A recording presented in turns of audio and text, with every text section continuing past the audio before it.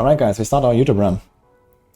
So let's go. We're doing a 0 to hero run. I've done a bit of a series like this so far for Necro, Rogue, and Sork. And we want to do a Barb run now as well. The idea is we're gonna start at level 1, like a fresh seasonal character. I'm gonna do this on hardcore, skip campaign, basically imitating a season start attempt with, you know, limited means, limited resources. I'll try to not overdo it with like temporars and imprinting and so on. And this is kind of like a play along run where hopefully you guys will learn something about how to level up, how to have a smooth start, plan as we go to World Tier 4, get our character set up with ancestral items and kind of like a functional build that can just like go and blast, do anything in World Tier 4 and go to level 100 easily. So we're probably gonna stop this run somewhere at like level 65 or so. It's usually where I end up with our characters. And I will kind of explain all of the choices that I make and a lot of background knowledge that might be helpful for a season start. So this is still on Season 4 patch. We don't have, for example, the nerfs that affect some of the Barb stuff here, with especially the key passives. I'll try to kind of keep that in mind when I make my setups to not make this too optimistic. Basically, Barbs receives a bit of nerfs. But overall, Barbs are still going to be in a pretty solid state in Season 5, in particular with the basic attack builds. A lot of the uniques that come in here later for basic attacks are really powerful, so Bash and Flay are still looking really good.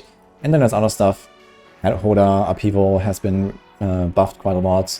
Movement is still around, with like material stuff, for example. Double Swing is alright, Rent is relatively decent. So there's like basically a bunch of stuff for all of the different core skills. And also new tools like the Third Blade for Death Blow. So our goal for now is we're gonna level probably a Walking Arsenal Barb. Typical Kratos Barb build kind of for the leveling start. And then we'll kind of see what we're gonna get. Okay, we have a timer running. Target for level 65 is probably something like 3 hours or so. We'll see. Let's start a timer. Okay, we start with adding, we're probably gonna go Lunge. Lunge is kind of nice early on. That has extra bleed damage for single target for the elites. We want to get our kitty. Don't forget that one. And we want to go into Helltide. Let's go. Helltide is usually the way to level for World Tier 2, all the way to World Tier 3, and then you do Nightmare Dungeons if you want to level fast. Now, once you're in World Tier 4 and you're kind of ready to go to like higher level enemies, then you can also go to Infernal Hordes if you want to try that. You can do, you know, lots of other stuff. Let's do something like Iron Skin as well. Okay. So we go for Upheaval. Upheaval has relatively good AoE early on. You see here we just kind of like one-tap the entire pack. Ground Stomp is a nice like CC tool, for example, for these elites here. You see our Lunge even. Kind of like 4 or 5 taps these elites here, pretty good. Take out the weapons. And we want to go for like a Walking Arsenal build, so we want to have like Charge and Leap as well very soon. You can already invest into that now. Charge is also very powerful, 180% damage with just 1 rank, so you can kind of just charge into a pack, do a lot of damage with that. It's like double of Upheaval, for example. Very good. And we just try to kind of like find big packs. Boom, here, charge them down. And that's about it. So we just kind of try to find density, blast down elites, and try to get to level 15 where we get our class quest. So this is kind of the objective for now. Just to get all the weapons we find.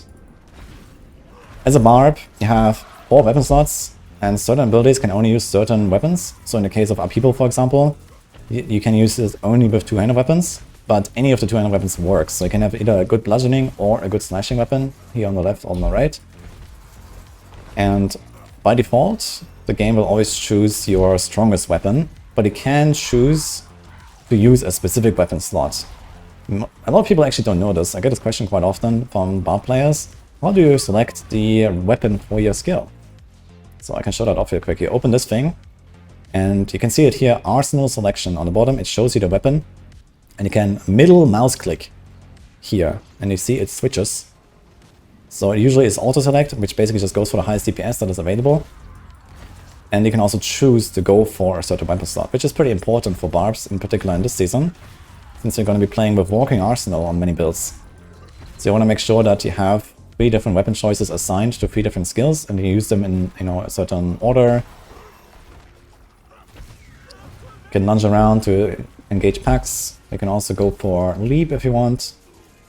In that case, you probably remove the ground stomp here. This was not really a useful choice to have early on. Okay, now we have charge. Bam. Upheaval almost kills packs on its own. You can do rallying cry to get more resources. Lunge has good damage here. And you see we're already killing stuff pretty fast. You see also our XP bar. You usually want to try to get those level ups in the middle of a big pack, so that everything around you just dies, in the early levels at least. It's a pretty good AoE tool to use those level ups. Well, I can see what kind of boss we get here. Doing these events during Helltide is pretty nice because you get overalls, you get a bunch of yellow items. Now these boss fights are usually kind of long in the early game, but let's see which one we get. This could be nice. Maybe if it's the Blood Bishop, he has very little HP, we can try to use that. Hey, K-Squared, by the way. Thank you. Tugboat Rogue. Tugboat Rogue, huh? That sounds funny. It's probably like the Shadow Condura stuff they're talking about, right? Yeah, Rogues are looking pretty good for Season 5, but Barbs are also still up there. Not as powerful as they used to be, but they're alright. Okay, so I talked a lot about the weapon swapping stuff. Oh, you saw here the level up, almost just one-tap the elites, yeah. Pretty good. So, for now, you just kind of go with whatever the game tells you to use automatically. But later on, once you get down here to level 25, you get Walking Arsenal. Walking Arsenal, one of the strongest key passes on the Barb now. And this is also what we're gonna be leveling with, basically all the way. So at that point, you need to make sure that we... Ah, look, we got the Blood Bishop, very nice. If you want to charge a boss, you need to try to step away like 1 or 2 steps, or also evade away, and then you can charge into the boss. A lot of people have trouble hitting bosses with charge because you can just go through it and don't hit it. You need to make sure that the charge ends at the boss. So this is how we do that. You can also invest into charge ranks. We can also do the power charge here, we get the cooldown there. And now we can charge a lot more. You see it reduces our cooldown by 6 seconds. Very powerful. That's why it's called power charge. Here's a Blood Maiden going, but this is not very season start realistic.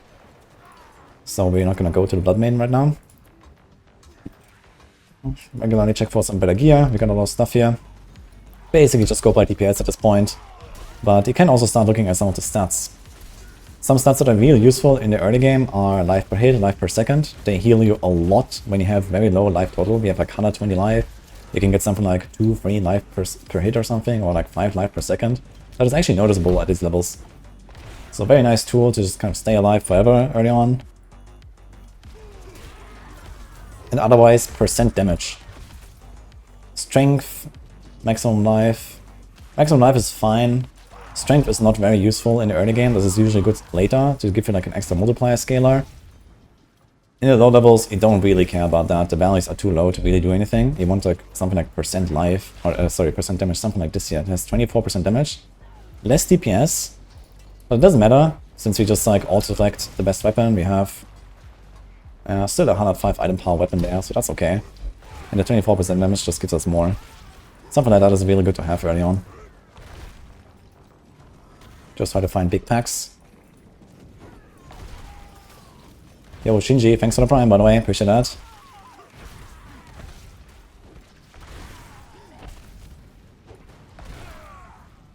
Says in 11 tier list, Chainlightning gets a free aspect for the smooth start.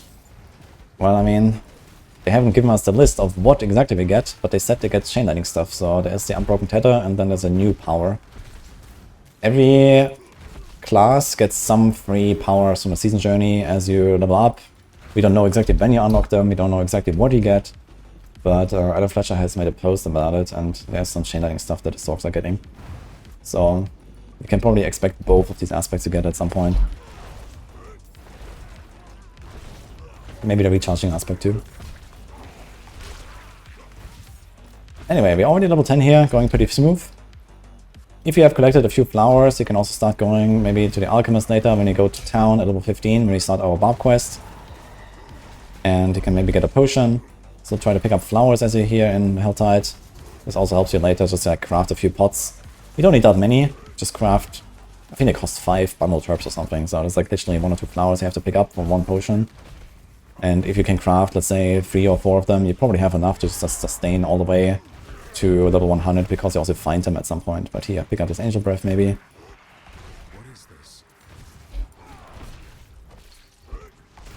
And now we can put some more points in charge. Charge ranks are really nice, because they also give you a shorter cooldown. They give you more damage on charge and a shorter cooldown on charge, so that's really good. Early game charge is very powerful. It just kind of like kills entire attacks on its own without spending any resources. You know, just charge through them, bam. There's also an aspect for it called Ancestral Charge, where you have 4 dudes going with you. But this is something for later if you get lucky. And another aspect called the Brawler's aspect. If you get those 2 together, it's really good to just kind of clean up all the small stuff. But these are both, I think, drop-only aspects on the Barb, so we can't really rely on them right now. But it's a very nice combo for like speed farming and speed leveling. Brawler's aspect makes enemies explode when you hit them with charge, and Ancestral Charge gives you 4 dudes that go with you, so you hit like the entire screen and everything explodes. That is not like some big boss or something. Especially the more enemies you pile up with the charge, the stronger it gets. But yeah, for now, we just rank this up. You see here, boom, charge just kills everything. Very nice.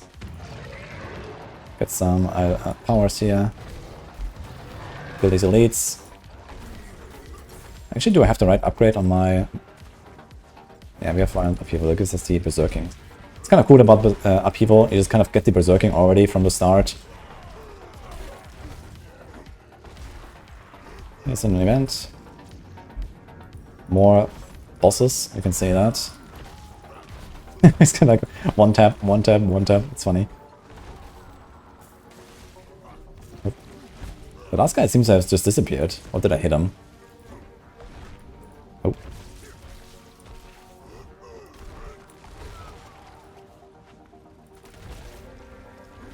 You always do the quest in Kyowa Shard where you cheer the guard, gives 14 flowers. Yeah, that's like a nice little trick if you're starting Kyowa Shard. Anyway, then you know, just go do that quest where you salute the guards. And then you can immediately craft a bunch of potions and just go with them. It's not a bad idea actually for the season start. And then you have like 2-3 elixirs ready to go, and then you can just like chug them as you go. That's fine. I got the Blood Bishop again. Seems like it's always the Blood Bishop. I always see this guy. And he's very squishy, which is very nice. I think my Iron Skin is not really needed. We can also go Death Blow. You can have 6 damage skills on a bar even if you want. When you go with Iron Maelstrom. Some people might be hyped to play some Iron Maelstrom, like the good old Kratos Barb. Unfortunately though, it's not really that good, you know. People might be hyped with the new Unbroken Chain unique to play some Iron Maelstrom, Kratos Barb, like the good old times. But unfortunately that's kind of a meme. It's mostly like the support Barb item, and that's also not really much of a thing. But some players might enjoy something like a support Barb playstyle similar to Diablo 3, where you like shout and pull enemies, buff the team. And for that, the Unbroken Chain is actually relatively impactful. Gives lots of damage reduction to your team, gives you lots of cooldown. But unfortunately, it doesn't really make Iron Maelstrom a viable endgame skill. For early leveling though, once we get here, we can pick it up, since you are weapon swapping a lot anyway. And it can kind of just clear the entire screen for you. Iron Maelstrom in the early game is actually pretty decent. So you can go for that if you want. At least while you're still blasting like easy monsters here. But an upheaval kind of does the same job as well. It hits half the screen and yeah, stuff dies. I think there are actually some buffs to like upheaval and Hoda in this patch coming as well. So maybe we would be like slightly more powerful currently. Or at least Hoda I think is getting a buff. I'm not sure about upheaval. Level 13, okay, we're almost there at the quest line. And we have only 10 minutes left in this Helltide. We started at a pretty bad time. So I might do a little bit more leveling and then go do the quest a little bit later. That's okay. For example, if the Helltide timing right now is kind of bad, maybe just like keep leveling. You don't have to do the quest immediately on a Barb. It doesn't really have a huge impact at the start, since you need to level up your weapons first. The Barb expertise in like an actual speedrun to level 100, you would actually completely skip it most likely. because it's just like 5 minutes wasted or something. And if you do like a speed run with like, you know, everything set up, going to like level 100 in 3-4 hours or so, those 5 minutes are actually impactful enough to make you not do the quest. Okay, our Helltide 30 minutes is almost full, so we're trying to find like an event. I'm not 100% sure where they are here. Or maybe just like find like a dense area. This is like kind of a decent area to find a lot of enemies. And it's a bit unfortunate, but since our Helltide is ending soon, I have to open some chests too early. Usually I want to stack up all of your cinders and then open them by the time you're basically ready to go World Tier 3. Which in my case would be probably around level 25, level 30 or something like that. But we can't do that now since we don't gonna get to that level before the Helltide ends. Usually this would not be a problem though. If you have like a 1 hour Helltide instead of like a, I don't know, 20 minutes Helltide that I just had. Ah man, we killed him 1 level too early. We didn't get a legendary. That's unlucky. At level 15, when you kill a goblin, you get a guaranteed legendary. And here we didn't get one. I think there's still a decent chance, but we didn't get anything. We need space. I'm gonna throw a few things. Now our damage is scaling down slowly.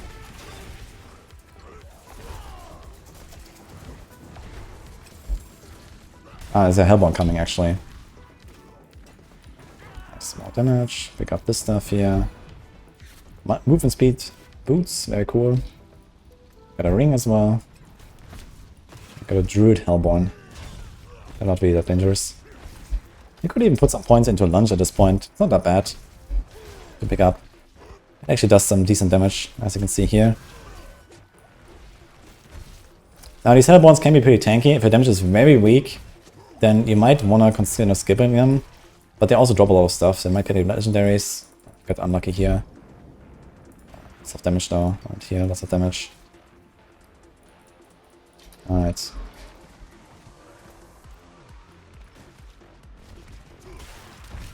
Yeah, early on for like season start run, you can drop these these white items. They don't really give you much from salvage. But the yellow items you definitely want to salvage to get red crystals as much as possible. So you need them for tempering and imprinting and enchanting and everything basically. So don't waste those. Just go salvage your stuff because you want to use those materials. But the white items is okay. Or even blue, you can actually drop them.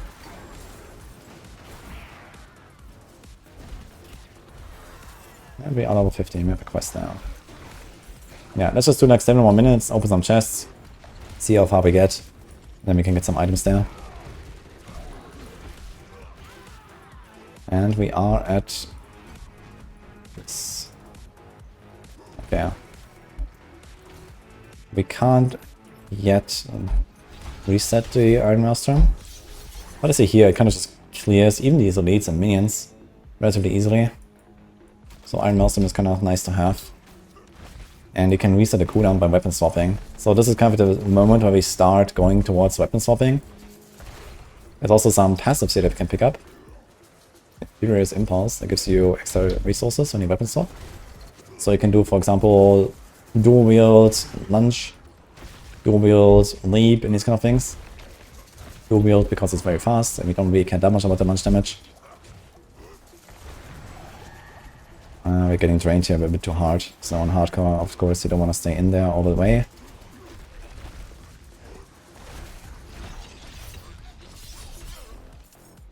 Can Rain of Arrows be a thing this season? Not a big thing, but kind of a thing.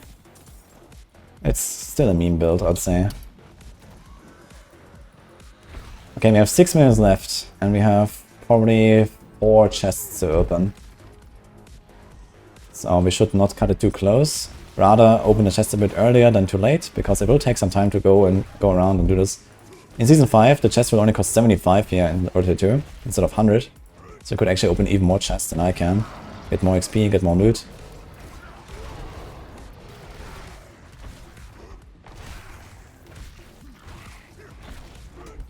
Yeah, maybe might want to take out some of the points here.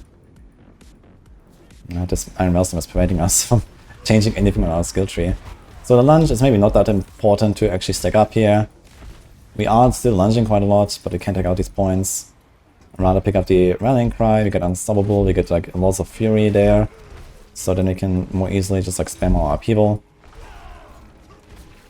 And we could also go for Death Blow if we really want. Death Blow is also kind of nice. Just kind of get free resources. If you know that you're about to one-shot an enemy, bam. Gives you resources. Yeah, just go for like the little guys. This is basically an alternative way to deal damage and get resources at the same time. Then Death Blow. Here we didn't get a kill. So I have to get a bit of a feel for like how much damage it does. But whenever it's in cooldown, just use Rallying Cry. I can spam more.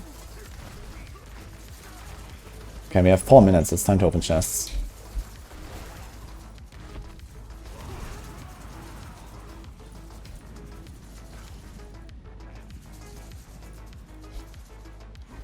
There's a helm actually. I don't even have one yet.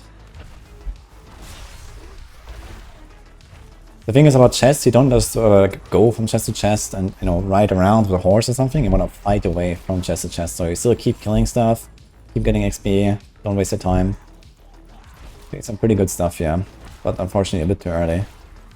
So we're going to be probably slightly undergeared when we go into the Capstone. But we're going to try to make up for it. Ah, we're also going to get a Grim Favor here completed with +3. It's kind of nice. In Season 5 it's actually going to be really cool because they are reworking the Grim Favors or the Whispers in Helltides. It's all going to be in one zone and you're supposed to get to 10 Grim Favors very easily with that. So you can go to that area, get your Whisper turn in later. Usually it doesn't really matter to do a Whisper turn in, but it can give you, it can get you started with a bunch of gold, a bunch of items. Again, you wait until you're ready for World Tier 3 and go for a Capstone dungeon to turn it in. Let's find one more chest. You can also go through here, get the waypoint, and then get this chest up there. Having this waypoint here is kind of nice for Helltides. Let's see what you got. That's pretty good. Here's a neck. We don't even have one. That's pretty good. Big weapon. Any nice weapon upgrade? We have a blue bludgeoning weapon right now. It's kind of funny. I guess we don't salvage the rest. Just do this. You might have found even like a temper recipe at this point, but it would be a bit early to use your materials on tempering. You don't have that many mods at the start, so rather just wait. Right now it's still, everything is easy. It's only once we go into Capstone Dungeon that stuff gonna get a bit difficult. I went to the chest too early.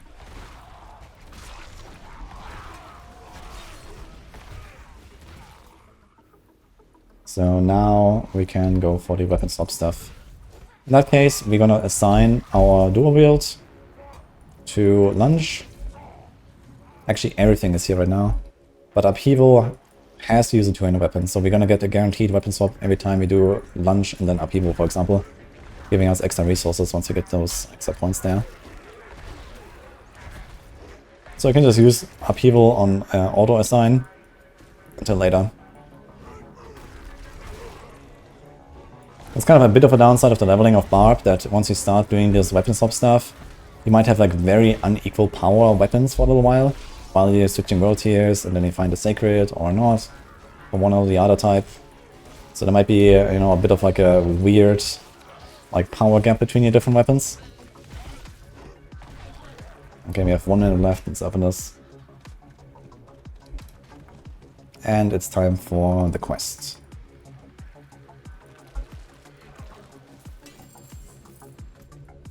We go to Ket Badu.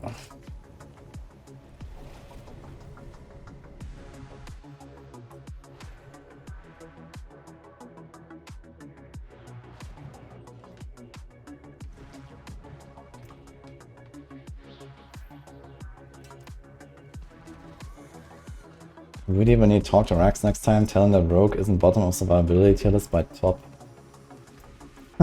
Wait, did he say that? That's a bit weird. Okay. Yeah, it is actually at the top. Rogue is probably the overall tankiest class now, I'd say. Maybe Sork, actually.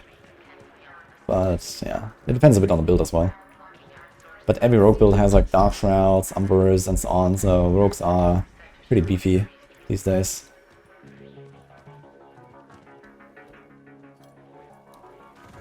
Maybe Rax lives in Season 0 right now. Yo, Olaris, thanks, what's up, man? I mean, Barb's got a pretty big hit on their survivability, but they're still also pretty beefy. I'd say, like, probably number 1 is, like, Rogue, Druid, also really beefy. Barb might be, like, kind of middle of the pack. You can be very tanky on Barb. The problem is that a lot of the tankiness came from, like, passive sources, like Imposing Presence and Martial Vigor, that you just tempered on your gear and you're kind of chilling. And now you don't get that anymore. You don't really run Challenging Shout. You can run Challenging Shout if you want to be tanky on Barb. But a lot of builds don't necessarily want to do this, especially in Season 5, with all of this like walking arsenal meta. You don't really have room to fit in like a Challenging Shout many times. Unless you're gonna give up something like Warcry, and then you give up damage, and you don't really want to do that, right? So you might do a Challenging Shout early on, and then maybe switch to something like Warcry or Rallying Cry, or you know, something like that, or include like a Leap. These are kind of optional choices in all cases. So Challenging Shout just kind of makes you immortal, or Iron Skin as well. Iron Skin is insanely powerful on Barbs. You can be very tanky if you want, but you have to use those active buttons. And on something like Rogue, you just get Dark Shrouds and you're chilling. So there is a bit of a difference there. But with good gear, Barbs are going to be just fine. You have a lot of like passive survivability. Just from like Martial Vigor, Imposing Presence on the tree. Also, relatively good Paragon nodes. There's a lot of damage reduction from close enemies, damage reduction by healthy on the Paragons, and these kind of effects. So, yeah, lots of life as well on the Paragons and Barb. So in general, they're gonna be fine, but they're not gonna reach something like, you know, 300,000 life again or something. That was mostly thanks to like all this insane Imposing Presence stacking that we had in Season 4 that is now gone. This entire Barb protection temper manual is gone. On the other hand though, you have extra slots. You can put more life on your weapons, you can have a Grandfather in your build later. You can get a Doombringer in your build. Doombringer kind of just makes you immortal as well. It's pretty insane, they buffed it even. So, lots of good stuff to look forward to for late game for the Barbs anyway. If you want to be tanky. Reddit saw almost 1 million life. Yeah, it was a bit crazy in Season 4. So I think it's good that they removed this stuff here. It's like the biggest piece ever and it dies in like 3 hits or something, so... Okay, we're a bit too weak right now, my weapons are not very powerful. Let's get him. And let's get our weapon swapping stuff here. And we got our quest done. Weapon expertise. Right. We have to go back to town before we do that. Okay, Badu. Let me get it.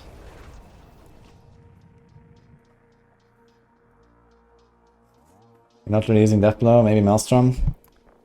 Yeah, I mean, you can use Deathblow when you actually kill a target, so you always want to try to get the last hit with it. But it is kind of nice, so we're gonna phase it out at some point, but for now, I'm just gonna sometimes press it. That's it. Now we got our weapon expertise.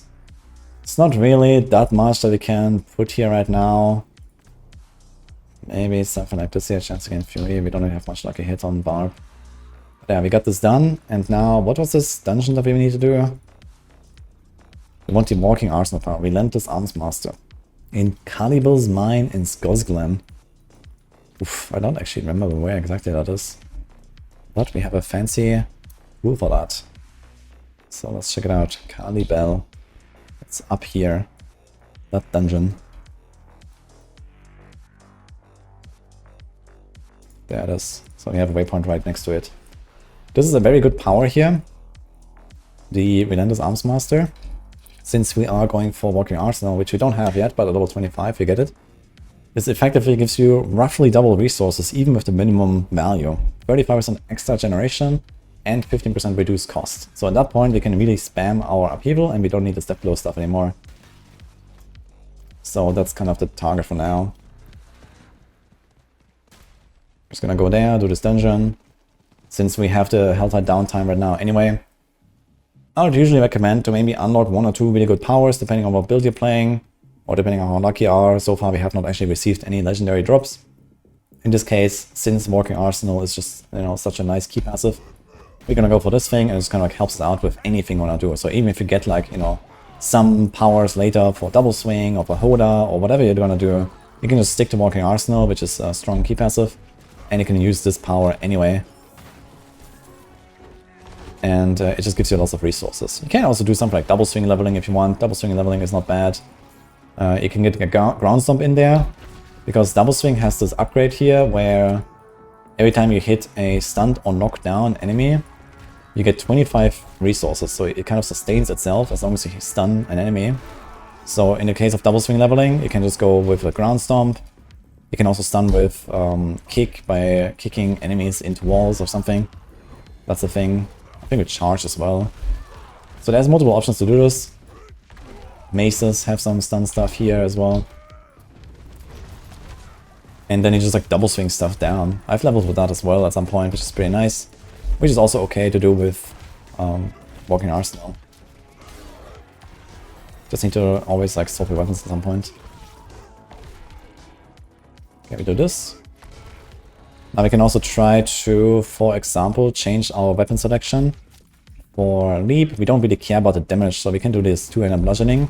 And then we have two-handed slashing here, so when we leap, we swap weapons. You see our resource goes up.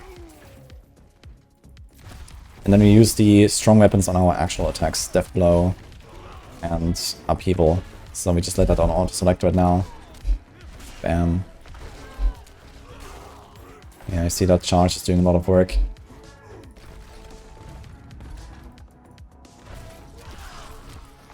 Deathblow is really fun. I'm really looking forward to playing the Deathblow build. There is this third blade Deathblow build that I talked about earlier. Basically, you can do Whirlwind Deathblow, similar to like the Hoda Whirlwind build from AOZ times, where you constantly weapon swap between Whirlwind and Deathblow to get lots of Fury, and then you spend a lot of Fury and you can get guaranteed overpowers on Banishor's Talisman and these kind of things. Very cool. And at some point you can also get to the point where you have enough resource generation that you can just like spam Deathblow all the time, like a core skill. It's basically a bit like a Hoda, but has like a really cool setup.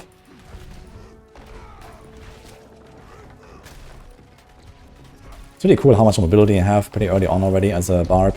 Just with the leap and charge and then the cooldown reset. Use the Deathblow here, blast down these guys. Missing something. Cool thing is also about the Barb, you can kind of like walk towards enemies and hit them. Did we get any upgrades? Here's a helm, that was actually from the quest that I forgot to equip. Okay, nothing yet.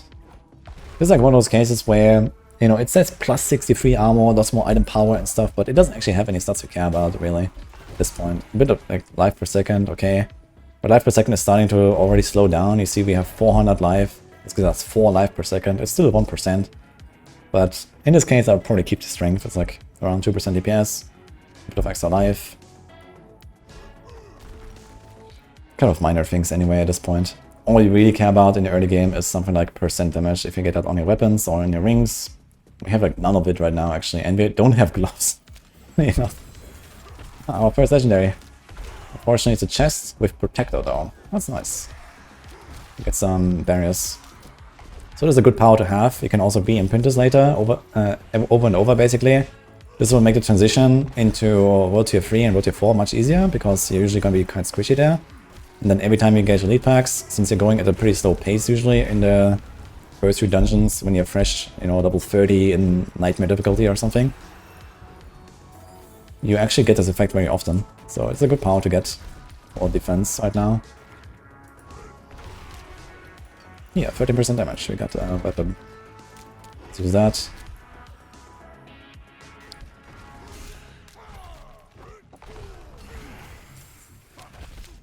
And we got our third weapon swap now. Finally, get some resources here. And then once you get the dungeon completed and we get Walking Arsenal, we're gonna have a lot of resources. You just have to do 5 more level ups. And it's gonna be pretty chill. Maybe we should check this for Cursed Well. Nope. In the Codex menu you can put a pin on the dungeon. That's correct actually. And I always forget that. I never do that for some reason. But you can actually go to the codex and then let it tell you where the dungeon is. But I usually just use the maximum map for that. Yeah, boss damage is not the greatest currently, so this will also take a little while once we go into the Capstone.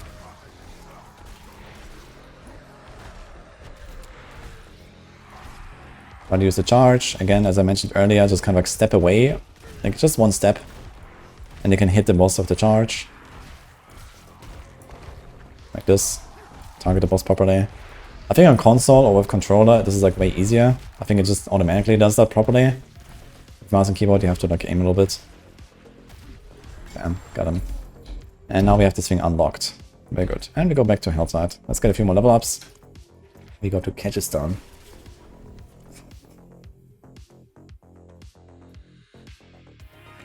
Thanks, Misiak. Will the maximum builder be updated tomorrow? Yes. We data mine the patch as soon as it's out. So basically, we get the preload of the patch 1 hour before the season start, and then we have everything updated in the planner. And also on the guide embeds, everything will be done. Okay, let's salvage everything, get a bunch of rare crystals, we want to stack them up.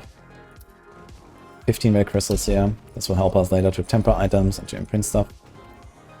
And we go. Now you might be thinking, why am I not updating my potion? He has like this arrow that tells you, go to town, get that potion upgrade. The answer is it really doesn't matter. Most of the healing from potion comes from the percent healing. That's always the same, no matter how big a potion is. So you don't really have to worry about this until later. You just at some point do it. It's not a priority. Rather, at this point, I would just craft a few elixirs, which I actually forgot to do. So we are a bit slower than we should be. Very good here, we have Harvest. Harvest is like a very good... That's corpse flying, kind of funny. Yeah, Harvest is a very good grim favor to do. You just kind of do it on the side while doing Helltide farm. Also, if you ever have to maybe finish, you know, a few grim favors to get your Whisper turn in, you always want to seek out these Harvest events. You just kill 100 monsters, collect the stuff, and then turn it in somewhere. Get free grim favors. Usually by leveling up from 1 to around 30 or so before I go over to 3, I try to finish 1 round of Whispers. Usually from the Helltide stuff, or maybe from something like this here. Oh, this guy charged out of, or teleported out of our charge. What a guy.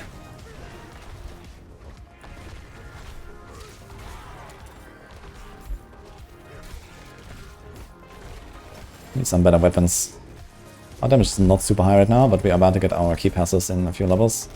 That's pretty strong for Barbs. Key passes are all relatively good. Even with the nerfs.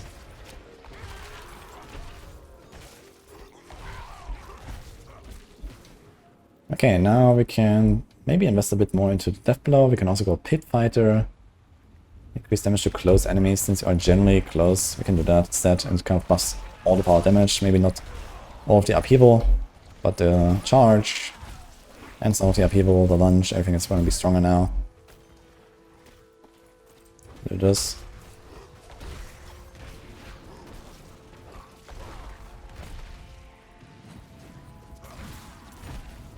Why am I playing this? Because APOE got a new league. Well, it turns out we get a new season in less than 24 hours. And I just enjoy Diablo 4 more, turns out. PoE, I did enjoy it a lot more in like, you know, 5 years ago or something like that. I thought PoE was a lot more fun, for me personally at least. I think these days things have gotten a bit too crazy, too power creepy and stuff like that. I still like it, but I'm mostly looking forward to blasting PoE 2 and the PoE 2 beta and so on. So I'm just not really that motivated for PoE 1 these days.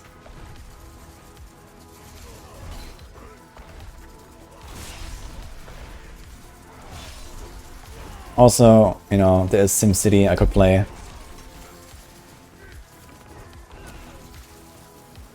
Given the current league mechanic. Okay, we turn in our harvest here. Try to line them up. Ah, man, these guys always teleporting out of my charge, man. They know.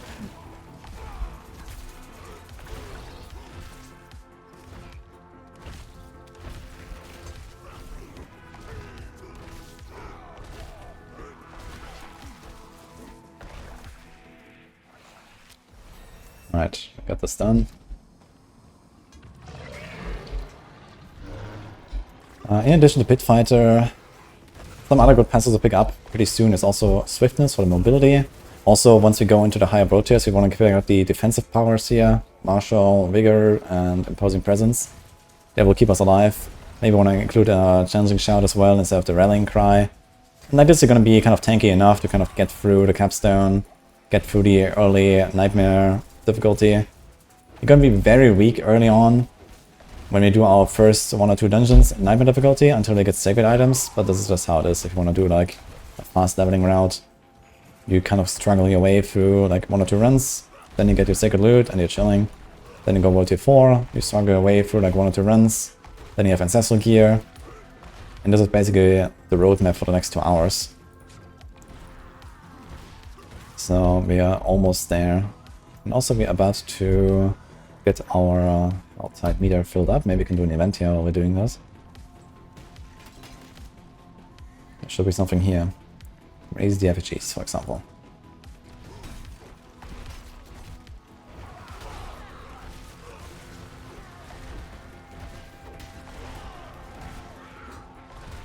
Why don't use the mounted horse attack? Good question, actually. Because it does literally nothing. I don't know. I mean, they look cool, but they made him extremely weak. Like these mounted horse attacks that they, I don't know, maybe in the early levels, they actually do a bit more than nothing, but not really. Usually you just mount down and you start attacking. You can try it if you want. But I don't think they will really make a dent here. Like even my main attacks don't really do that much here. I can see the leads, as you can see. I need like 5 hits or something. In fact, I actually need some weapon upgrades. I haven't really got much here. These are more plus 158 DPS. That's what I'm talking about. That should help.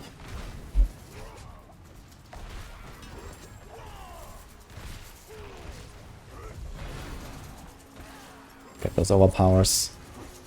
If you want to be a bit more powerful, there is also like some kind of generic powers you can go for. Like Edge Master's Aspect, Rapid Aspect. So if you want to unlock more things and just kind of be more powerful as you level up, you can do that. But we're gonna try to do this with like relatively little stuff.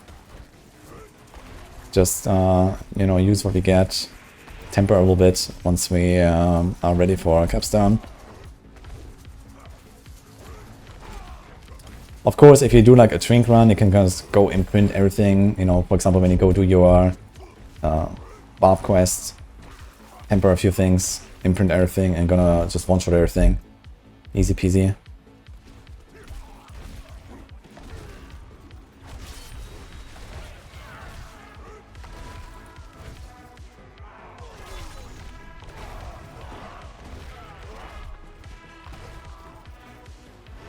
Oh, we can't jump down there?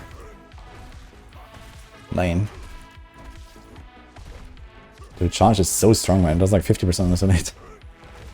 Crazy. Yo, maximum laughing. Thanks for the prime note. Yo, that overpower crit. Okay. So the ritual side. Got the ritual side completed. We should be at 6. I need 1 more. Okay, so we're gonna do the ritual side and maybe this corpse here, and then we have a full Whisper turn in. So we can save that for in a few levels from now, basically. We're probably gonna try to get to something like level 30 and then go for Capstone. It's gonna be a bit of a struggle to do Capstone that early. We don't have a lot of damage, especially single target for the bosses, but it will be okay, I guess. Maybe get lucky with like some item upgrade. And in the Capstone you can also find yellows, especially weapons, that can give you like a huge power spike. So if you wait until like around 30, 31, then you can equip most of the items you're gonna find in the Capstone. And whenever you start killing these elites there, you're gonna get yellow drops. And you can get some power there. Okay, so which weapons are selected right now? We're gonna change our leap now to the two-handed slashing, since everything is on a two-handed bludgeoning. That's like a much stronger weapon that says 265 item power.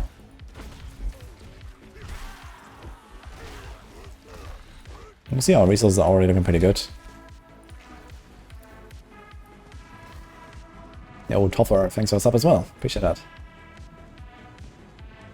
For tomorrow, Helltide is the best option for leveling up. Yeah, we're doing a leveling run right now, basically. Now, one thing I didn't mention earlier is we're also going to get a seasonal quest line, which I have completely skipped now. So this is also something you want to do relatively early to unlock the you know, reward track, basically, that you can get to work towards the Resplendent Spark later and these kind of things. So you don't want to just go do the Helltide immediately. You also want to do the seasonal quest line up to the point, at least, where you unlock the reputation rewards. I don't know how long this will take. I guess 10 minutes if I have to kind of guess from the previous seasons or so. It's not very long, usually a few quests. So you might be like level 10 or 15 or something by the time you actually finish that and then go to Helltide. But yeah, you can start working towards those rewards. You might get some of like nice caches and some nice items there, at least in Season 4, for example, with the Iron Wolves. That works relatively well.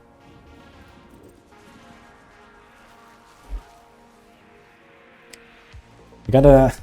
Finally, we got a glove. With +1 to Hoda. Well, enough to make us, you know, change our skill to Hoda. But it would be nice. If you want to do Hoda, I guess Hoda is okay as well if you don't want to do upheaval. But Hoda, without the quaking power, doesn't really have great AoE capability. And in Helltide, you usually have a lot of small monsters. Like here, you want to kind of like hit the entire pack, and Hoda doesn't really do that without the power. And without extra Hoda size or something. Okay, Tree of Whispers complete. We don't turn it in just yet, we wait until we go Capstone. We're not gonna do a second run, or like a second completion anyway. So...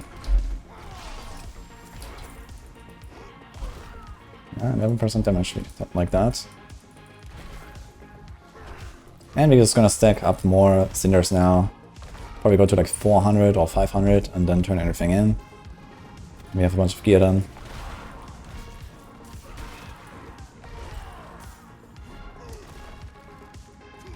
Why am I starting with Sork? I'm wudijo. Wudijo is equal to Rogue. In your mind. And I mean, it's my main, yeah. But I have started with other classes, you know, for example, in, I think, Season 2 or Season 3, I did like the first race with the Barb, which was kind of fun with double swing. And, I mean, I do have, you know, multiple hundreds of hours on each of the classes, so... You know, Rogue is very powerful, but Rogue doesn't really change all that much. And Sork is changing quite a lot. There's this Lightning Spear build I really like, so I wanna try that out and go ham with it. And I will make a Rogue soon enough, don't worry. And soon, wudijo equals Spiritborn. How about that? I actually started working on like Spiritborn guides for Maxwell and stuff as well. That's gonna go live sometime during Season 5. So you can be best prepared for the expansion as well. Since I'm like one of the few people outside of Blizzard that has actually played Spiritborn the most, basically. And, you know, I've spent a lot of time already theory crafting the class and, you know, looking for the combos and all that. There's lots of crazy stuff going on the class. It's gonna be fun.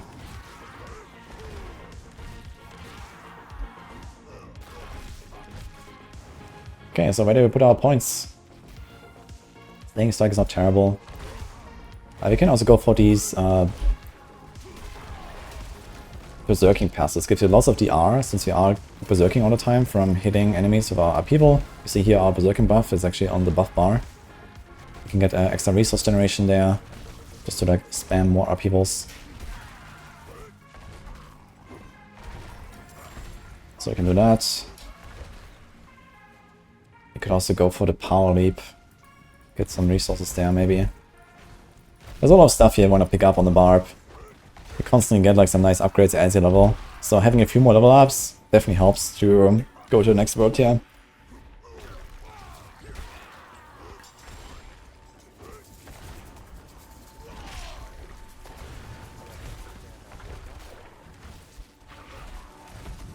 I've seen the Paragon boards. I have not seen the Paragon boards for Spiritborn.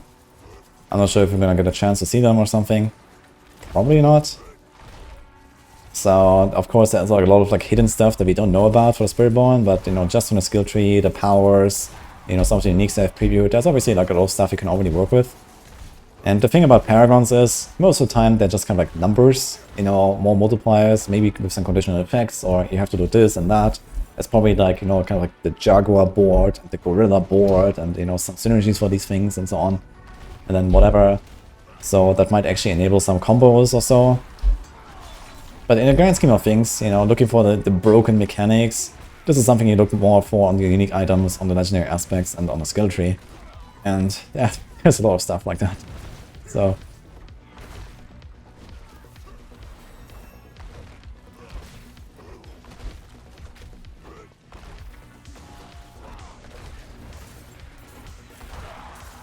Hey, Ma, by the way.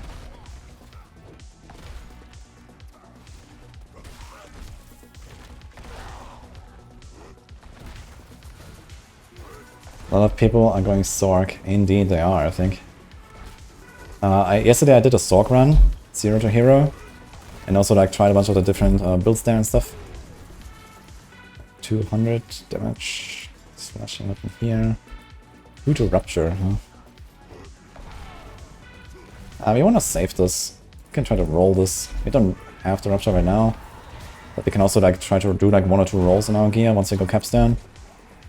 We get some better stats, get some res, get some armor or something. Ah, finally.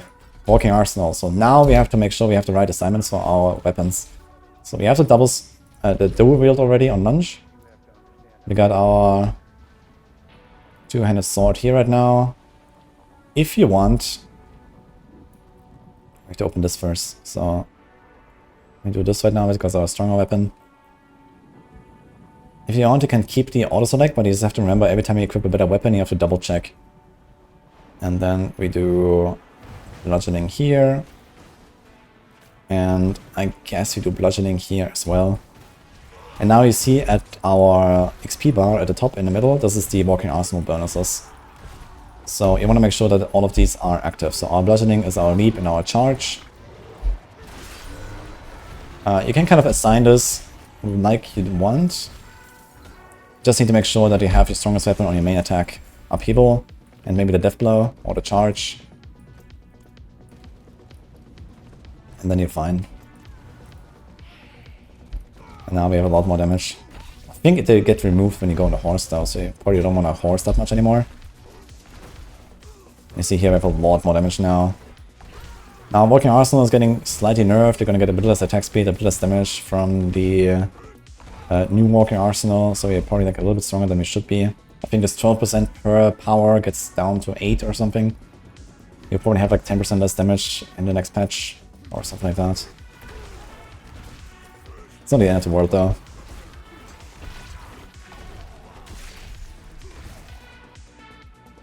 Yeah, I think horsing removes the Walking Arsenal bonuses. Yeah. So I just wanted to double check that. Okay, I think our goal for now is we get to like around level 30 or close to it and then start opening all the chests. Probably gonna be like 30, 31. Maybe do one more Hellborn, because why not? Now, I'm not sure when you start getting Profane Mind Cages. You get them from the Hellborn as well, but I think only in World Tier 3 or World Tier 4. But right now, we would not really be strong enough to use Profane Mind Cages. In Season 5, though, Profane Mind Cages stack 3 times. This is this consumable item that allows you to increase the monster levels by +10. You can get +30 levels, which allows you to get higher level loot, more XP, and more importantly, more cinders, so you can stack up more stuff to open the chests. So at least for like late game farming, this is kind of the way. You get a lot more living steel, you get more loot from the chests, and so on. Higher level monsters also in Season 5 grants you more loot. They actually made it so that post level 100 there is more legendary drops. So it's gonna be very rewarding, I guess, trying to do this. And you generally have to beef up your Helltide builds a bit more than in the past to stay efficient. But yeah, basically more loot. And we have builds in Helltide now that are just like a bit more powerful. You know, in the past, if you can do something like 1 million damage consistently, then you're fine. You can kind of just kill everything instantly in Helltide, maybe besides Bloodmaid maybe. You didn't need like a very high bar to hit. But with +30 monster levels, I guess the target is something like 5 million DPS or so, at least. Which most endgame builds will do no problem anyway. Some builds will even do billions of damage for like, you know, all the high-end pit stuff and so on.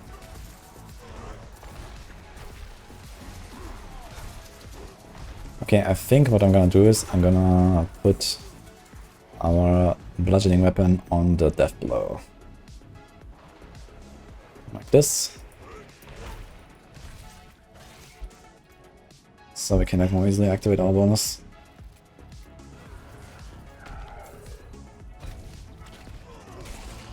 How did I not hit that?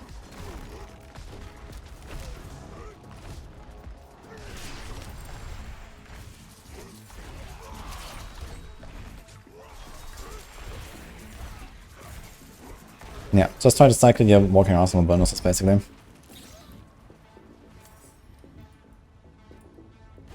I'm not playing PTR. PTR was like 6 weeks ago. That is live season 4 currently. We're doing like a season start prep run for the Barb.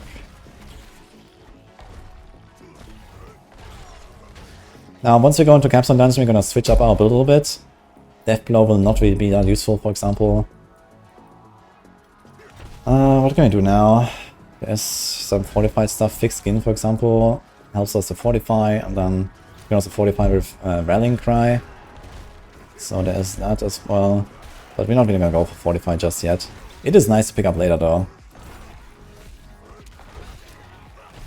I'm just gonna try to stay fast now, and then later go pick up probably Changing Shout instead of Death Blow. Have more survivability so you can walk into packs and actually not die instantly. Maybe even an Iron Skin. Iron Skin has lots of recovery, which is very nice since you don't have a lot of healing here in the early game. If you had Iron Skin on our bar, you could probably just like tank this entire Blood Siphon here easily.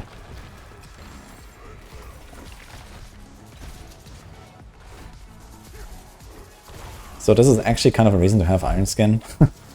Yeah, you can spam your potions, but just the potions is usually not enough to stay in this thing until the end. But you don't have to, we can go out. But if you stay all the way, then there's like more moments of spawning, which is very nice. And also a bunch of elites and harbingers. Which is pretty valuable. It's an harbinger, for example.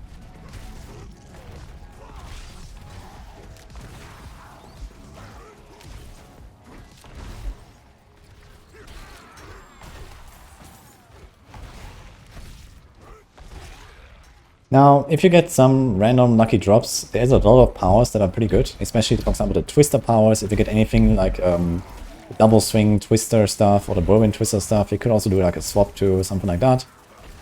Twisters are very valuable for leveling. You do a lot of damage, especially if you get a combination of like the Shout Twister stuff, the double swing Twister stuff, or something like that. They are really helpful. Or if you get like the Quaking power of a Hoda. If you get the weapon swap power, there's also like this guaranteed overpower for Earth Striker. It's also something you get from from the dungeon. You can also go and unlock it if you want. Any kind of damage powers are useful on the Barb, Edge Masters, and so on. So whatever you get, or go for a few Codex powers, and you're gonna be stronger. It's very nice. Okay, we got another Hellborn now. I think after this Hellborn, it's time to open chests. Then we go.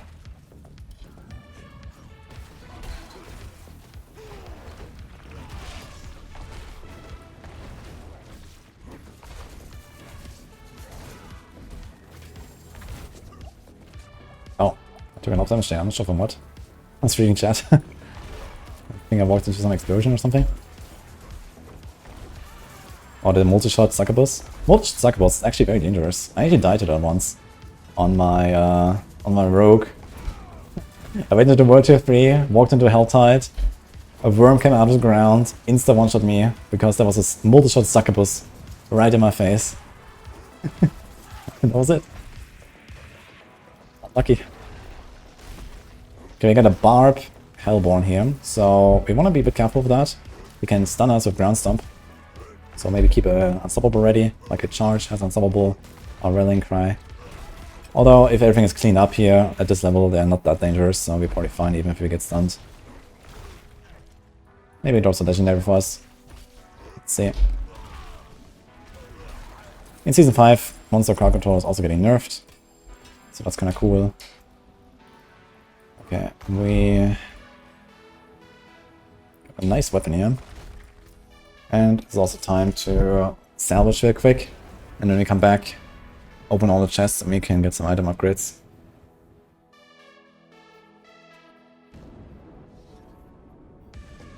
You get Dust Devil Twister's gear early and dropping the stuff like a rock.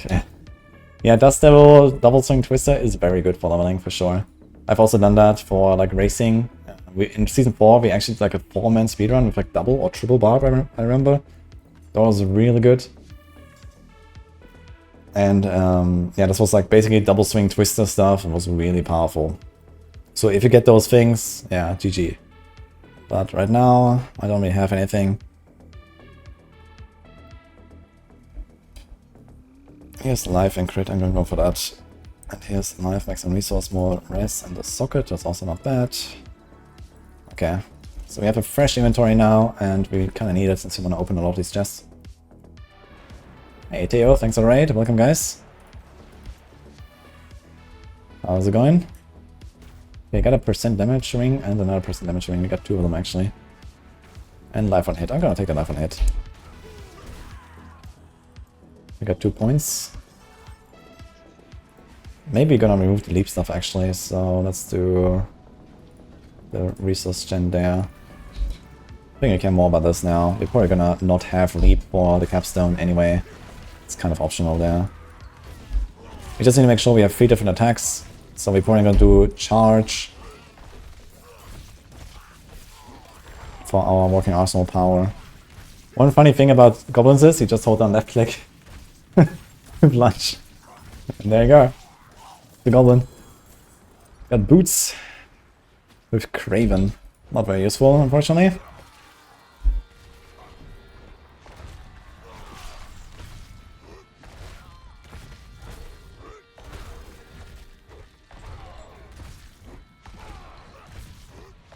What have we been up to there? What's the 0 to hero goal? We're basically going until we can one-shot monsters at least 10 to 20 levels above us in World Tier 4. And then this is kind of the moment where, you know, you're set up, you're ready to blast to 100, you have like a build that you can make, or, you know, at least, you know, something to work with. It's kind of like the early progression, where there's a lot of choices to make, a lot of things to adjust on the fly. And I think what I'm doing here helps a lot of people to kind of like understand, you know, how to make those choices, how to do the switch in the different world tiers, and these kind of things. So that's kind of the goal of this run. And then once you are like around level 60 to 70 and you have your stuff set up, this is when, you know, not really that much changes anymore in most cases. Okay, we're starting to open our chests now. We have 500 cinders. This would actually be, you know, something like 600-700 now or something. Maybe more, since we had like a few hundred that we opened in the first Helltide. This would have been all in the first Helltide basically at this point. We had 1 hour now. So this will be the time now to just open everything. Around level 25 to 30, depending on how fast you are. At the end of that first Helltide. And you would probably have like 10 chests or something. Get a lot of loot. Get maybe some legendaries. Got a crowded sage. Cool. We don't have much dodge chance, but maybe get some heals here and there. Oh, that was a nice overbar. Pandoric, thanks for that. And Poop as well. Appreciate that, guys. Let's go, Season 5. Who here is gonna play a Barb, actually? I wonder how popular Barb is gonna be in Season 5. Compared to before. It was very popular in Season 4, because it was so powerful. And it will still be powerful, but it needs more investment. You need like Shard of Arathiel, Crown of Lucian, and you know, all this kind of stuff, and then it's gonna be good. It takes like a bit longer to kind of get to the point where you're like completely overpowered.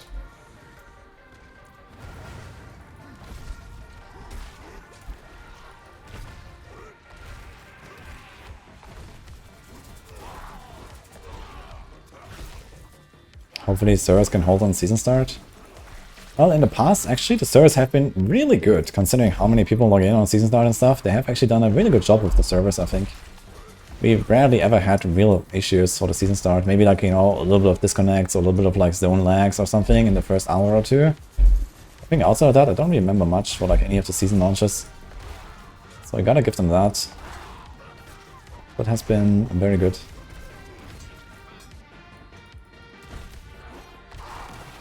Which mythic unique is the best to craft first for chain lightning? Dario or Starless?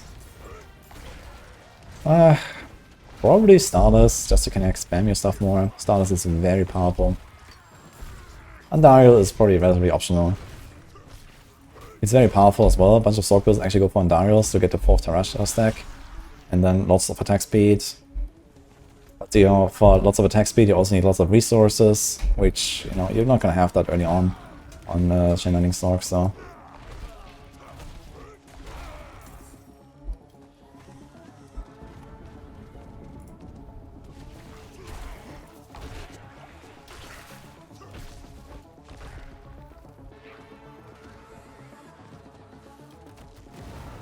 I think I feel bad for nerfing Barb.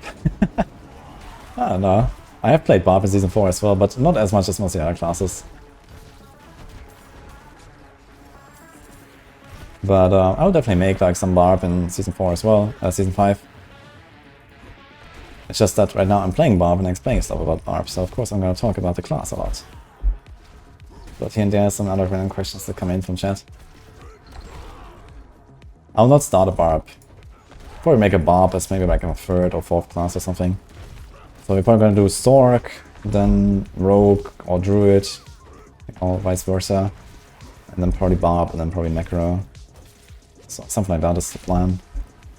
Okay, me open 5 more chests, so let's start going to the chests here. We're almost 29. After the chest we're probably gonna be 30, which means we can equip most of the items in the Capstone. I want to try to get a Capstone weapon, basically. So that we are a bit more powerful, maybe get lucky with like a early 200 weapon drop there or something. Sometimes it's like a bug or something. Sometimes in Helltide, in like level 20 or 30 or so, you can also get like these random item power 500 weapons. I'm not sure why that's a thing. It's just kind of happened and it's in the game now.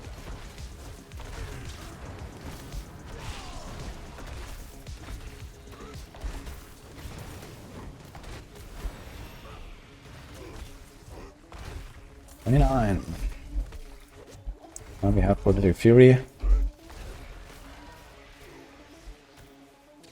Yeah, there's like a bunch of powers here, but we can't really scale like heavy-handed with the crit yet, and the Valop we don't have like vulnerable uptime really.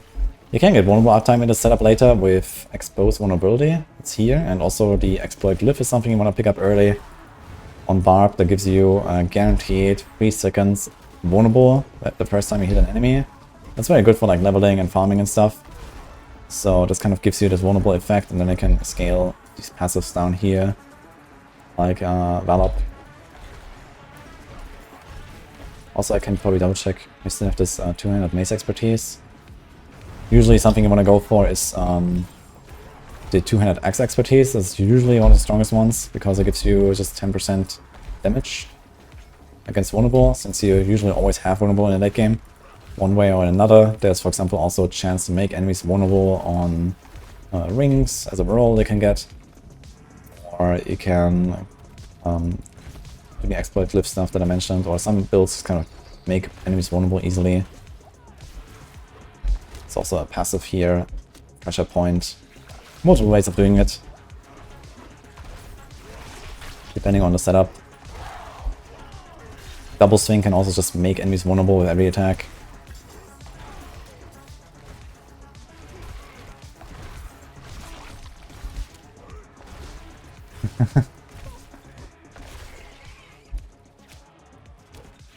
I'm gonna do Barrage Rogue. Barrage Rogue is a very good choice in Season 5. Barrage Rogue is maybe even the strongest build, thanks to some Umber Crux bugs. Without the bugs, it would still be probably like somewhere in S tier, but not the strongest most likely. It might be Bone Spirit then. Bone Spirit is looking very powerful as well. Chain Lightning might be really good. Lightning Spear might be pretty cracked as well, pending confirmation of how some mechanics work. So there's a lot of good stuff, but Barbs have their fair share of good builds too. Play, Bash, and yeah, other stuff. Like some of the overpower builds are coming back finally. We didn't really have like really overpower stuff for a while on Barbs, so it's cool to see them back. Here we are, almost 30. It's time to finish this here.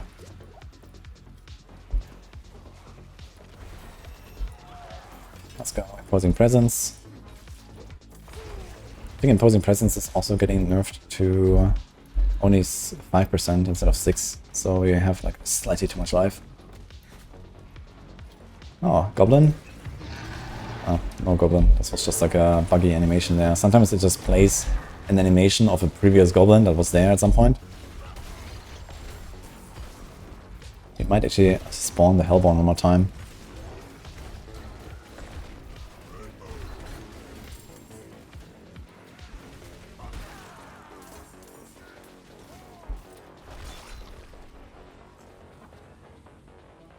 Okay, one more chest after this. Uh-oh. What's spawning? That's a bit annoying sometimes. Have to clean this up first. Okay, let's go.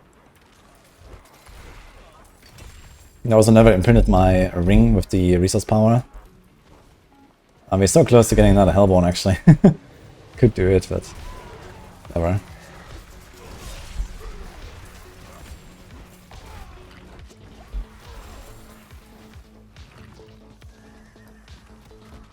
Another 30, we're gonna leave the last.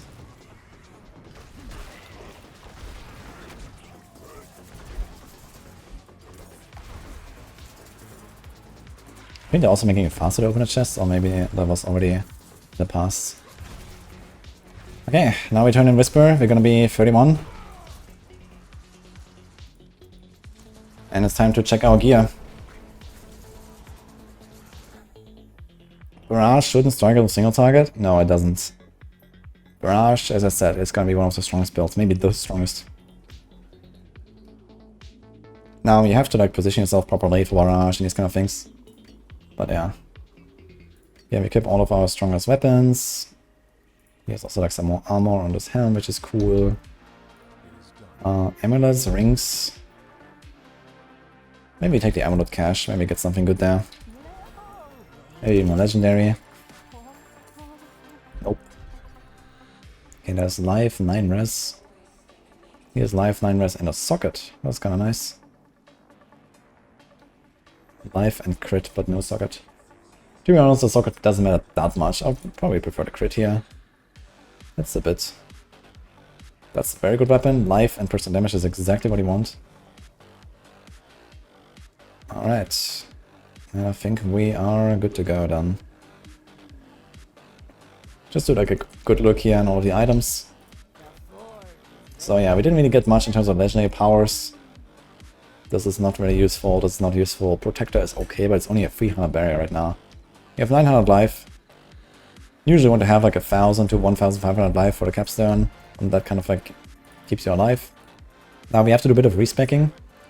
I just realized I had the iron skin here for no reason all this time. But we remove this. We actually put iron skin on the bar. And we can keep the rallying cry if you want. And we also have to make sure we have our walking arsenal bonuses. So, what is our stronger weapon? Our slashing weapon, which is currently selected. We got this. We do bludgeoning on death blow and charge, and then we have lunge here. Instead of 2 skills, if you don't want, you can also go, for example, for like another generator. Just, I don't know, like a frenzy or a flay or something. Gives you like a buff here, for example. You can try to stack that up a little bit. And then do a lunge here and there or so. And like this you can also like weapon swap at will without having the cooldowns here. But if you pay a bit of attention, you can get your walking arsenal bonuses like this. You probably keep the Furious Impulse, although you might want to go for the extra defense. So we do martial. We have this damage reduction here. We can go more for aggressive resistance. And we also want to go for tactical iron skin. Gives us lots of healing. This gives us sustain. So you want to try to get that. So we might have to remove something like this. Or we take out 1 point here with the berserking. So we could do this. That should be fine. Maybe we want to go for challenging shout actually to have like a lot of defense. We should be very tanky like this. It's not gonna be very fast. We don't have that much damage. But okay. We temper a little bit now. So at this point you would probably have found some temper manuals. Not sure what exactly, so this could be berserking, for example, this could be, you know, this arsenal stuff. Whatever you get, you kind of just like want to temper some damage. I'm just gonna go with natural finesse, try to get maybe close or percent damage. I'm gonna put it on like, I don't know, 2-3 items or so to not like go too crazy on this. But this will be a kind of like a big benefit here that we can get. If you have a, if it is like a twink, you can also go for elemental surge. Just put elemental surge on all of your weapons, and whenever it procs, you're just gonna like kind of one-tap stuff. So that's really good. We're gonna do this here as well. Here's a close, that's fine. Here's another close, that's fine. And maybe we're gonna do like one defensive, let's get like a life tempo. Now you would not have like the high life tempo here, but you could also go for resistances. That's probably something you want to have at this point. There's a bunch of other like, you know, useful, I don't know, challenging shot cooldown, you can go for something like that. Oh, I accidentally did resistances, I actually wanted to go for like the life here. Just for like the purposes of this test run here, to kind of show this off a little bit. And get dodge. I want to get like one life roll at least. Just getting a bit of life helps. I don't want the dodge or the armor, it doesn't really do anything, but like this. Okay, we have 3% damage tempers.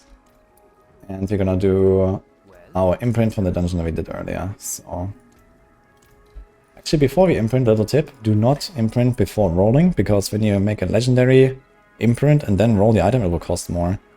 So here we have 6 life on hit, we don't really want that. We get 20 life. And now we imprint. This is Relentless Arms Master. I have a perfect roll here, so that's a bit optimistic. It's a lot of fury generation, as you can see.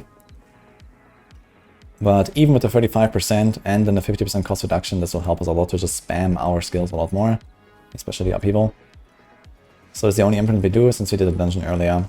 And we could re-imprint our chest. Or like, for example, the helm with a higher value of protector. But we're not going to do that now, we're just going to keep that. Save our materials, basically. But you do like a roll here and there. Maybe try to get some res. Try to get some... Here's 3 per second, that's kind of nice. Here's thorns, we don't really need that. We can do strength. We keep that. Here's also thorns, we don't need that. We do life. Here's life per second. Maybe we can get fury per second. Very cool. This is good. This is fine. This is fine. This is fine. This is fine. And this is fine. So the rest we keep as it is. Let's get a bunch of gems. And we go. How long can you play the Aerostorm starter build? Probably from level 10 to hit 130 or so. It will last you a while. Okay, so gems.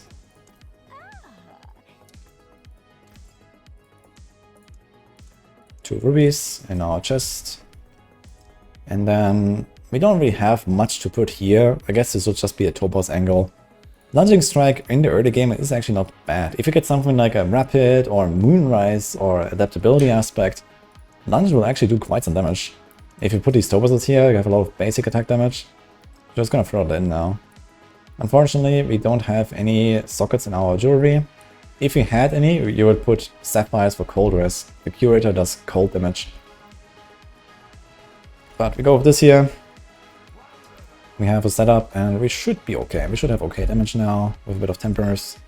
We have to charge to do some nukes and some unstoppable. It's our only unstoppable. And currently in Season 4 we cannot press potion while CC. This is a Season 5 thing though. In Season 5, monster crowd control is getting nerfed. And you can press potions while CC'd, which is very good. So even on hardcore, I will probably not even put in unstoppable in most of my builds if I happen to get it, sure. But it's not gonna be a priority anymore. For Season 4 right now, this might be a bit risky, so we'll see what happens. Go in. Yo, Mondragon, thanks for the 3 rounds, by the way. Yeah, potions while CC'd in Season 5.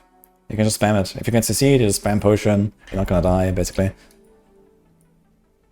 New season high, thanks. That's well savvy. Okay, check our arsenal selection, looks good. Our fury just goes up from the fury per second. We have 4 fury per second, very nice. And let's see our damage. This looks okay. Alright. Let's try a charge. 11k crit. Okay. We might be a bit strong right now since I got relatively good tempers on 3 of my items. But as I said, if you have like any of those tempers for like damage, just try to use whatever like suits your setup the most, whatever you found. At this point you will have a few temper manuals. It's hard to predict what you will get, and it depends a bit on luck. If you get a bit unlucky, you can also do a few more level ups in the Helltide, get to level 35, maybe even go to level 40 if you feel like you're not strong enough. You don't have to go at level 31, for example. This is just kind of like what I'm doing now. And, as you can see, you could temper like more than double of these items and be a lot stronger. You could have a lot more damage, a lot more life, a lot more res, everything. And just kind of destroy everything, but here we go. So, blasting these guys down. Use the Iron Skin whenever you're low life. This is a very good defensive tool when you are low HP. Try to outplay these big dudes. The most dangerous enemies here are these big knights and then the elites. These Animus carriers here, they always have Summoner, Teleporter and Lightning Enchanted. So the more you hit them, the more they will throw these lightnings at you. Gotta be a bit careful. If you're low HP, then just kind of walk away from them or so. I'm trying to find the last guys. Here's one. You only try to hunt down these elites, and that's about it, basically.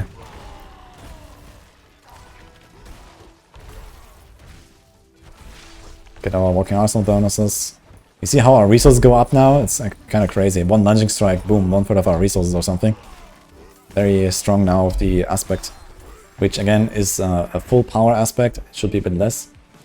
But you kind of see the idea, right? Oh, nice glove here, look. Lots of armor, lots of life. We just equip that. And there's a weapon. Unfortunately, this replaces our tempered weapon, so we might want to go back actually real quick. And you're gonna equip this thing. It's a lot of power. This is what I mean. If you get to like level 30 or 31 or so, you can equip most of these items that drop in the Capstone, and they are like double damage or something. It's crazy. So this will be worth going back real quick, just to have this extra power. I try to get a temper on this, like anything. We do like another natural finesse, get close or percent. Here we go. Perfect roll. Funny enough. What will it be?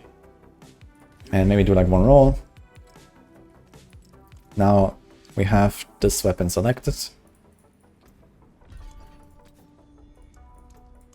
Maybe we get percent damage is okay. We could get life as well, but percent damage will do the job.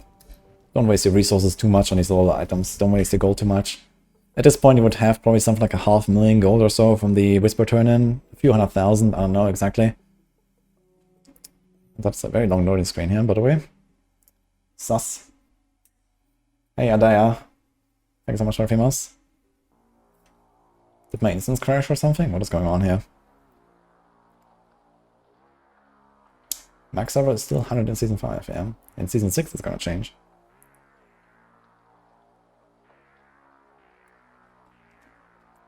I think my game crashed or something. I don't know what's going on here. You might have to restart this Capstone. So, not sure what's going on here. I'm gonna task manager this. Ah, okay, there we go. Unlucky. Not again this bug. Yeah, I had like this weird... What was that? Unable to retrieve game data or so, but this hasn't come back since I reinstalled the game, so it's fine. I just have to restart the dungeon, I guess.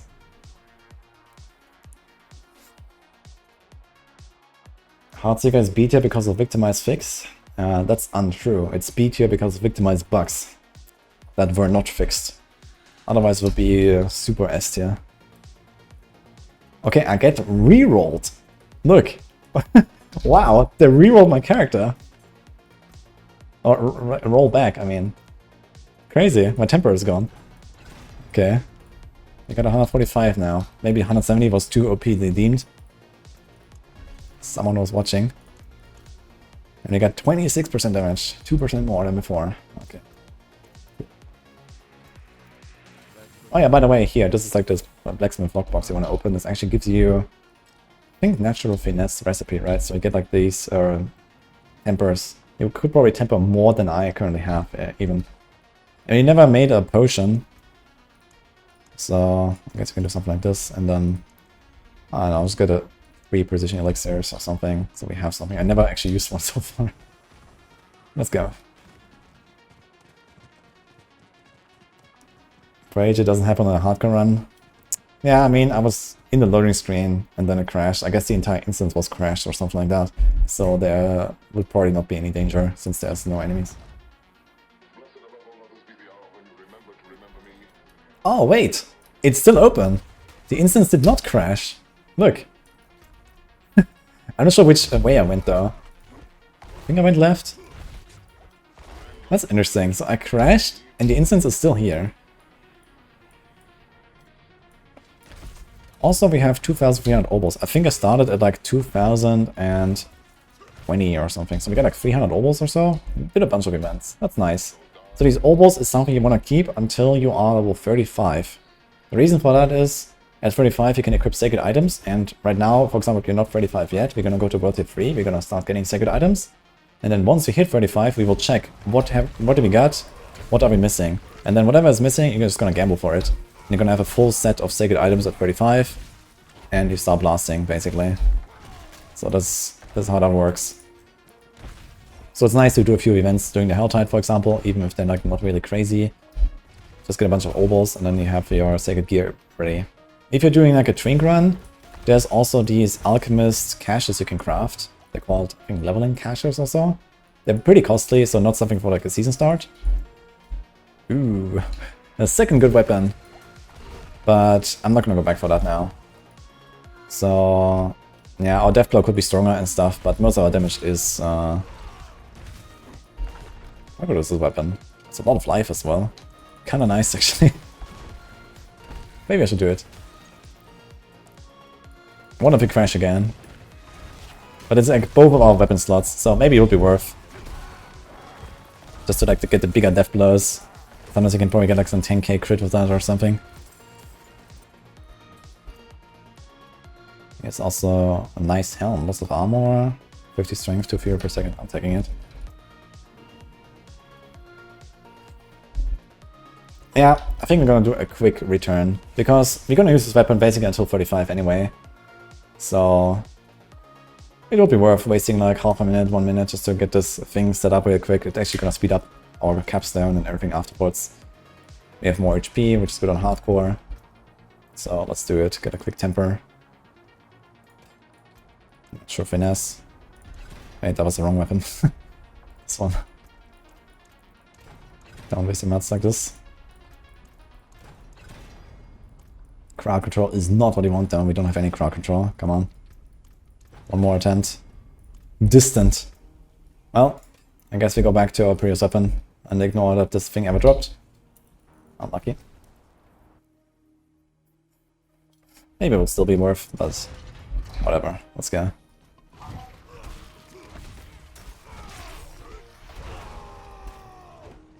Okay, now we have part 1 completed. We don't actually really want to kill anything here. So the idea is just kind of like charge forward, run forward, keep maybe charge or evade ready. So you have one of these ready so you don't get stuck.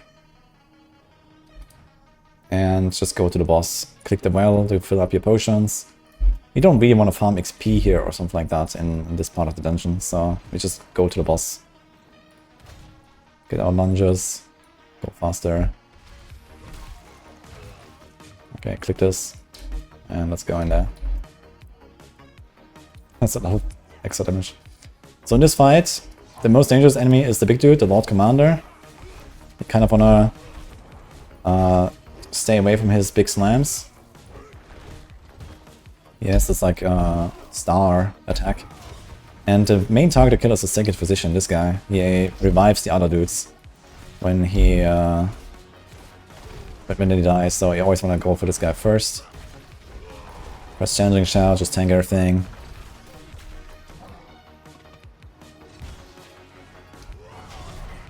$13,000 crit, okay. And that's also the weak weapon. Could be like 20 something. Got a glove that I cannot use. Ground Stomp causes an earthquake. That is actually not that terrible, I guess. So maybe be worth using a Ground Stomp when you have this thing. For a little while at least. He also did increase damage. I was gonna equip it just because of the stats, I guess. Okay, this part of the dungeon, it also has the big knights, and it has call spells, so you want to be careful of those. And this is a slay all objective. A little tip about slay all. You can just kind of like engage all the enemies once, like here, just hit them once or something, and then kind of just run away, let them follow you, and whatever doesn't follow you, they will teleport on you eventually. The only requirement for that is you have to fight them once, basically, at some point. But here, for example, if my charge doesn't finish everything, we just leave them there, and they will come to us later.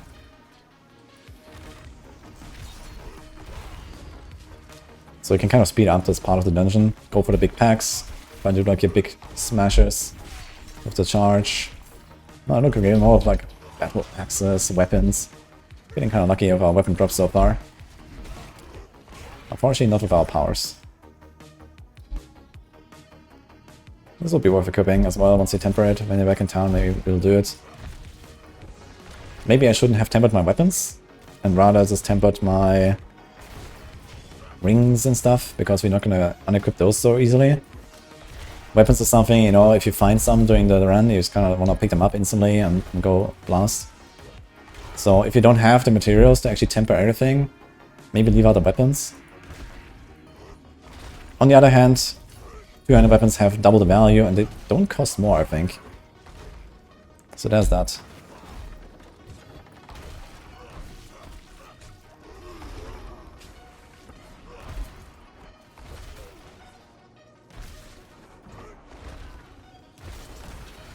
Ah, these guys with the teleports, man, they get me every time. Let's do aggressive resistance, that's kind of a good value here.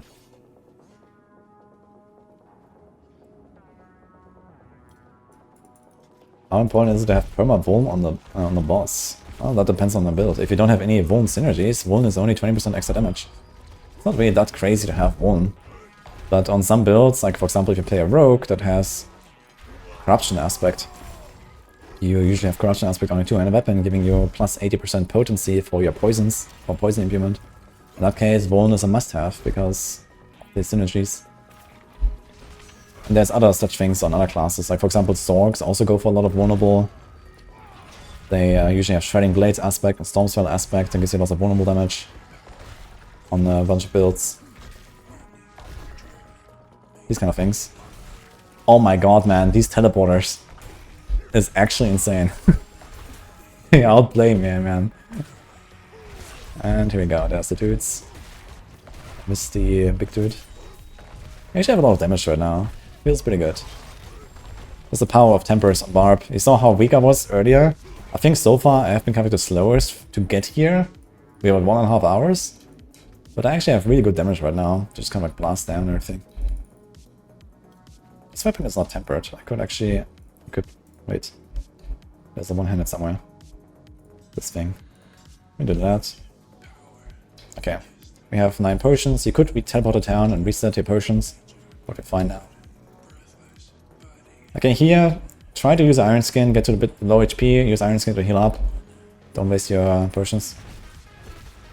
Hey, Nexus. Thanks for 1 year, dude.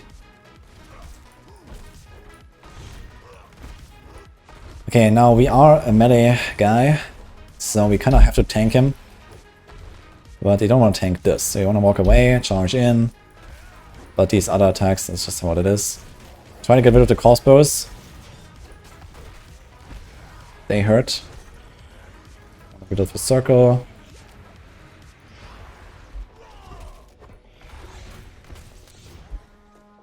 Get a death blow on these guys.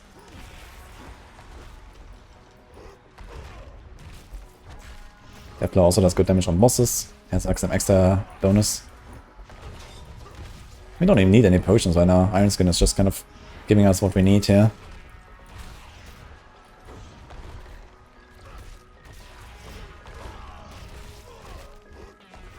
That's it actually. It was a pretty easy Capstone fight, and we get our sigil. That's a cool part. In Season 4 they added guaranteed sigil drop from the Capstone boss. So you can directly jump into Nightmare Dungeons once you go into World Tier 3. And Elias also drops a sigil, but it's also a Tier 1 sigil, unfortunately. It should be a Tier 21 sigil, so you can go to World Tier 4 and immediately start Nightmare Dungeons. We have told them about this. I'm not sure if they're gonna fix this. If you go to World Tier 4 and you don't get a Tier 21 sigil in Season 5, maybe they fix it, maybe not. You would have to go and do 1 round of Whispers and then hopefully get a sigil there. This is like what you have to do. But here we are ready to go. And we could actually go for Tactical Challenging Shot now at one point. In fact, this is getting buffed to 6 Fury each time we take damage. So you can walk into a pack, press Challenging Shout, and just spam up people. Very good. And here we are. Now we can maybe redo this weapon. We only need 2 levels though. Maybe we're just gonna go. Let's just go. We're gonna get sacred items now. Not waste our time here, it's fine. Weapon mastery skills have additional charge. Now that is a really good power to get right now for Death Blow. That is something we're gonna keep. We're probably gonna equip that thing. And here's also Veteran Brawler. Improves our charge, which is also not that bad. Has also 3 good stats. We're probably gonna use this for a little bit at least, or at least maybe imprint the power. And everything else we just salvage. Yeah, I'm not gonna bother with my gear now, we're just gonna go. Maybe put a ruby while I'm here. That might be a lifesaver.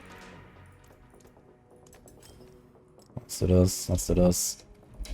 And instead of doing more Helltides, it is Nightmare Dungeon time. Now technically, you would probably get more XP during World Tier 3 in Helltides if you could kill stuff and survive. The problem is you can't do either of those 2 things if you're not twinking. We don't have the power, we don't have the survivability at this point on the first character in the season. So you go Nightmare Dungeons, which are just slower paced, there's less stuff going on. And you don't have constantly like lunatics and elites spawning on top of you and these kind of things. If you go into Helltide right now, you're probably gonna get wrecked. Because of the lack of resistances, lack of armor and everything. We have 2.4k armor. If you want to be capped against these monsters here, you need something like, I think, around 5k at this point. Kind of hard to get when you don't have Juggernaut, for example. And, you know, you don't have any rest right now. But of course, if you're twinking, then you can easily go Helltide and start blasting there. Potentially even use a Profound Mind Cage. And make it even faster. Another thing about Nightmare Dungeons though is they have a bonus XP buff. In Tier 3, you get 30% extra XP compared to outdoor content, and in World Tier 4, this is why Nightmare Dungeons are so good, you get 80% extra XP. This is a change they did somewhere in like Season 1 or Season 2 to get us out of normal dungeons and into Nightmare Dungeons, because a lot of people were farming just normal dungeons basically, like domain tunnels, these kind of things. People did that a lot. Blizzard didn't like it. Because we just always went for the most XP dungeon, like Uldu's Cave as well was a pretty popular thing for a while. And now it's not anymore because of this bonus XP we get in Nightmare Dungeons. This is like a hidden XP buff. Which is not that strong in World Tier 3. So Helltide is still decent here. But in World Tier 4, nothing beats Nightmare Dungeons basically in terms of XP. And again, they're safer, easier. Right now our objective is to just stay alive, get to level 35. Which we're gonna get in like a minute or something, actually. Don't get blasted by Rafts. Their big attack here. The big beam or this thing that they're doing on these archers. What else can we do now? We could go for the fortify stuff. We could go back to the weapon swap stuff. Let's go that maybe. So at 35 you can get equip sacred items, so he's gonna try to do this 1 run, equip sacred loot, whatever we get, and then we're probably gonna be like level 38 or whatever. Maybe get lucky with like a cursed shrine event here.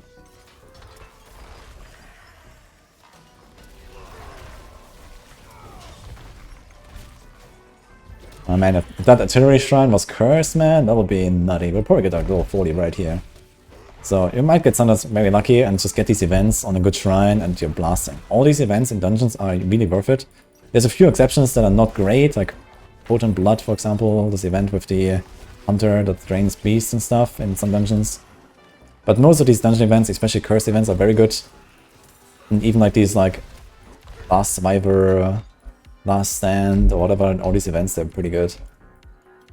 So you want to do those. Very good for XP, gives you Angel Breaths, gives you Obols, items, legendaries, everything you want basically. Even at level 100, when you don't care about the XP anymore, they're usually kind of worth it. Okay, we just gotta be careful here. This is a very dangerous dungeon to get as a first one. Tomb of the Saints. Wasps and red ghosts. It's like very dangerous combo, to be fair. But we are barbs, so we're just kind of invincible, which is nice. Yeah, challenging shout, iron skin, and martial vigor, imposing presence. We are pretty beefy. Just use those skills.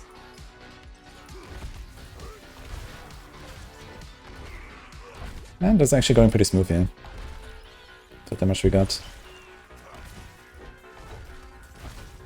Now again, your minus might vary a little bit depending on the legendary powers. Right now I got nothing that really helps me. It might be stronger if you get something.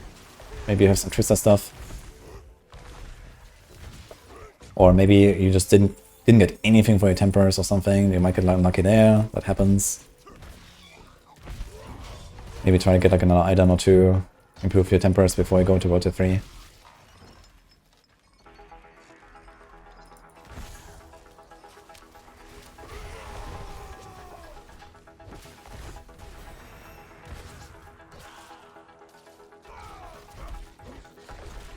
Okay. You don't necessarily want to finish this dungeon. You could also just kind of like skip the rest, but we don't have many items yet. So maybe get lucky and still get like some drops. The boss also drops a few items, for example. So this is like kind of a reason to finish the dungeon.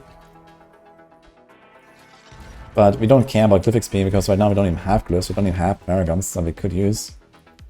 But they get a few more levels. We don't necessarily want to go on the first character at level 35 to go to World Tier 4. We're going to be severely underleveled. So getting to 40, 45, maybe even 50 to get the paragons is a pretty nice power spike. And you can wait a little bit to go.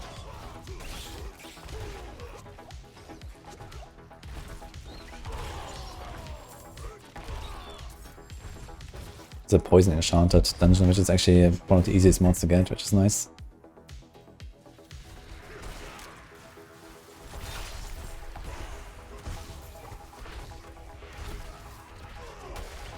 Just use the charge, use the positioning of the upheaval. And I see this actually goes pretty well here. Even with non-sacred items so far.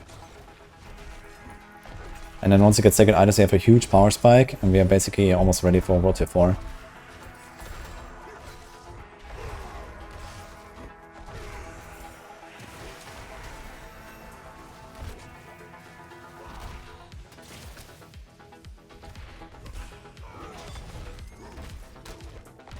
Cold Enchanted Elite here, gotta be a bit careful. He might freeze us into a Terrifying, for example. And then we can get blasted by the big beam. So you want to be a bit aware of these combos, at least on hardcore.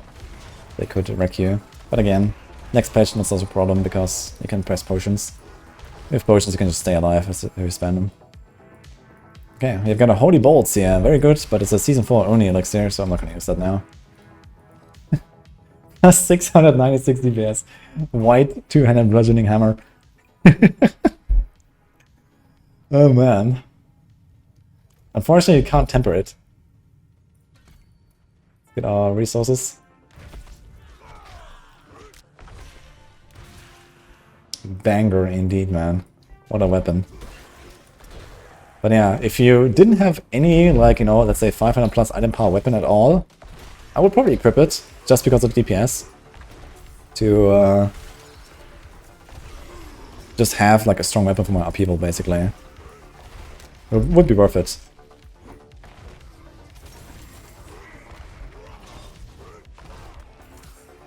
We only get weapons here, we have no other gear. So we have to actually sacrifice a bunch of our ovals.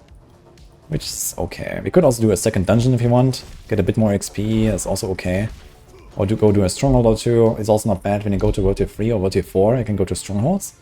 In strongholds, the monsters will always be within 2 levels of your character's level, but you still get the higher XP modifier from the World Tier. Even though you fight like the same monsters, basically.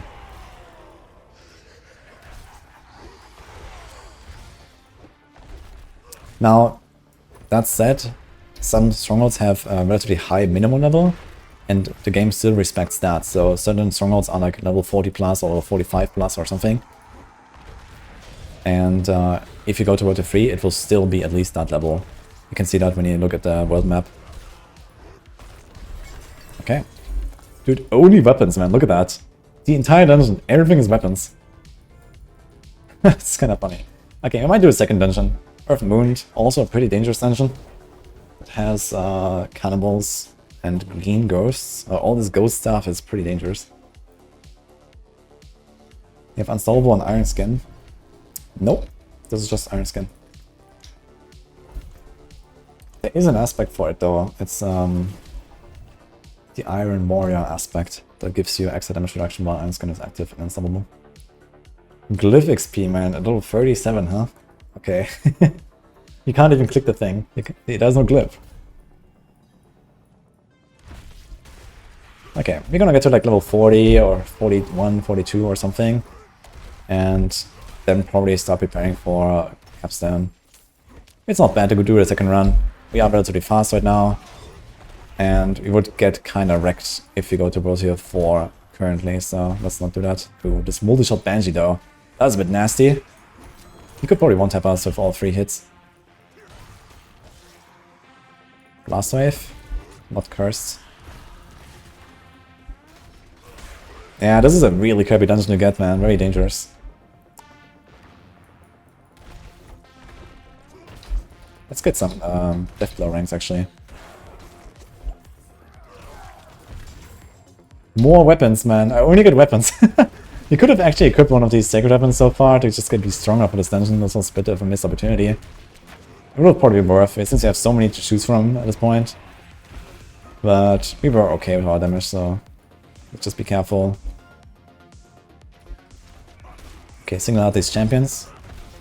Yes, we can't kill anything.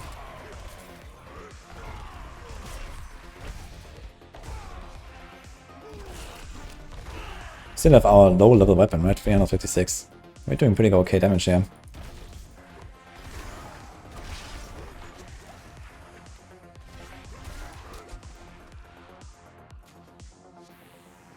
Is there any reason why I waited for 30 and Barb? Yeah, it's just that the weapons. So if you like, you know, like some of the classes, they just have like better early game scaling and stuff. So it depends a bit on like what you find, what powers you have.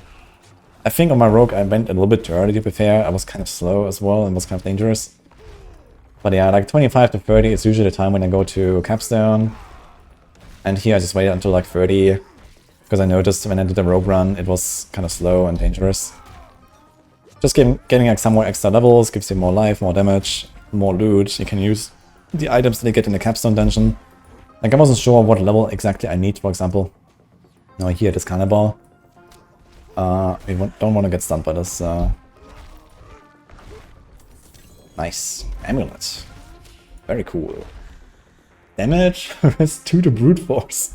I'm just gonna straight up equip that thing.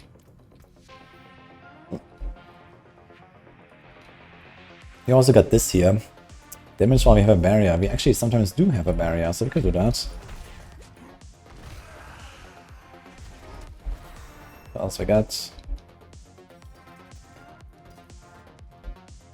There's probably so much extra damage that we might just equip it even without anything. Look at that life, 360 life. That's a lot of life, man. So I think I'll do that even without the temper.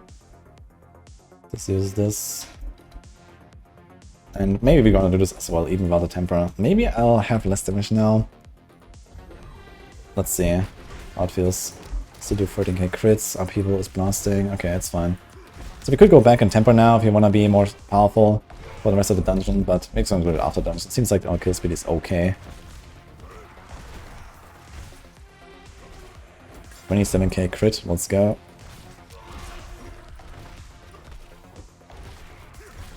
Yeah, there's like a pretty nice power spike that we got here.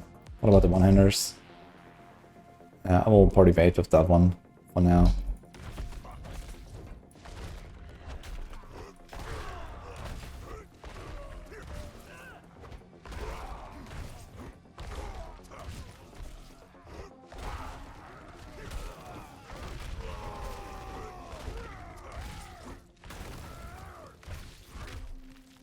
Yeah, don't get hit by this. When he raises both his hands, he will slam me down and then blast you, so be careful of that.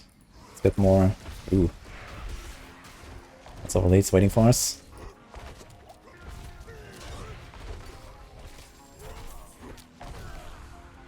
Conceded aspect is actually not completely useless here, since sometimes we get the barrier from Iron Skin, and then other times we get it from the protector aspect. We have 2 sources right now, which is kind of nice. Here's an event. Let's do it. We just need to do 5 waves, which we probably can. Quite easily, actually. Let's go. So this is like these events I'm talking about here. If you get those, just do them. You get lots of XP. These events are somewhere in the range of like twice as much XP per hour as you would normally get running a dungeon relatively fast. Since we are doing relatively slow clears right now. Oh my god, man. These banshees though. There's a lot of banshees. Pretty nasty. But anyway, we have relatively low clear speed right now, so these events are probably more like triple the XP per hour. So if you like, you know, look at how much XP you get right now in this 1 minute compared to just like running a minute of the dungeon. Okay, we got the mastery, very cool. Now you wanna try to blast down a few of them. Okay. Holy. Very dangerous event, to be fair, for hardcore. With all these banshees. Like 3-4 of these banshee shots are probably it. Dude, only weapons, man. What is going on? I have not received anything besides weapons and 1 amulet. That's insane. I've never seen that. That's absolutely wild. Okay, we have to gamble a few items. Like, we did 2 dungeons now. It's time to get ready and go Capstone after this. But holy man. Weapons only, yeah. Crazy.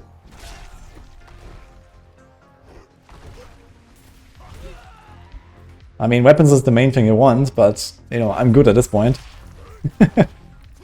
Okay, one thing about Earthen Wound, a lot of people don't really know the layout. You come to this crossroad here and you need to go up the stairs on both sides. You need to look for the stairs. This is where the animal carriers are. People tend to just run past them and then have to backtrack. Just a little tip here for this dungeon in particular.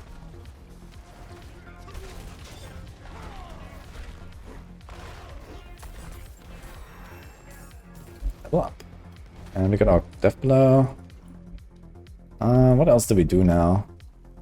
Something like Steel Grasp is also a really cool power to get, especially if you play something like Double Swing. Having Steel Grasp in the setup is cool. We have most of the stuff that we care about right now. We could do Swiftness. Don't really care about the shout stuff. There's Berserking here. We can also go for Exposed Vulnerability at this point. So maybe we do that.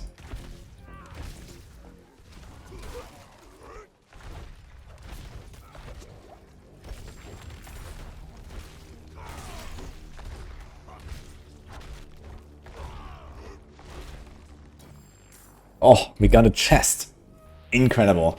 Wow. Okay. Is a shrine? Let's see. Channeling shrine, okay. Oh, we can press everything now. Perma challenging shout, let's go. Charge. We can actually perma charge. That's very good. Challenging.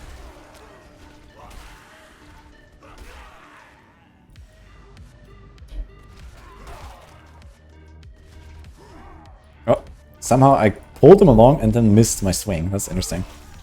Because of the stairs or something.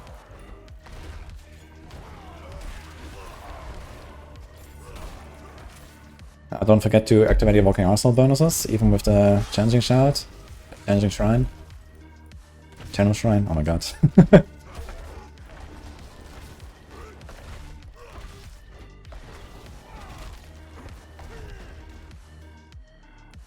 Yeah, they have Chilling Wind here, so we want to be a bit careful with our freeze here and the Unstoppable. If you get Chilling Wind frozen in the explosion, this might be a one-tap, so I'm not gonna risk that. Okay, let's do the boss, hopefully get some drops, and then the rest we gamble. We have 300 obols to spend, so we can get like, you know, 1 glove, 1 boots, 1 pants, and so on. Get a bunch of sacred items, and go Capstone. No curse well, unfortunately.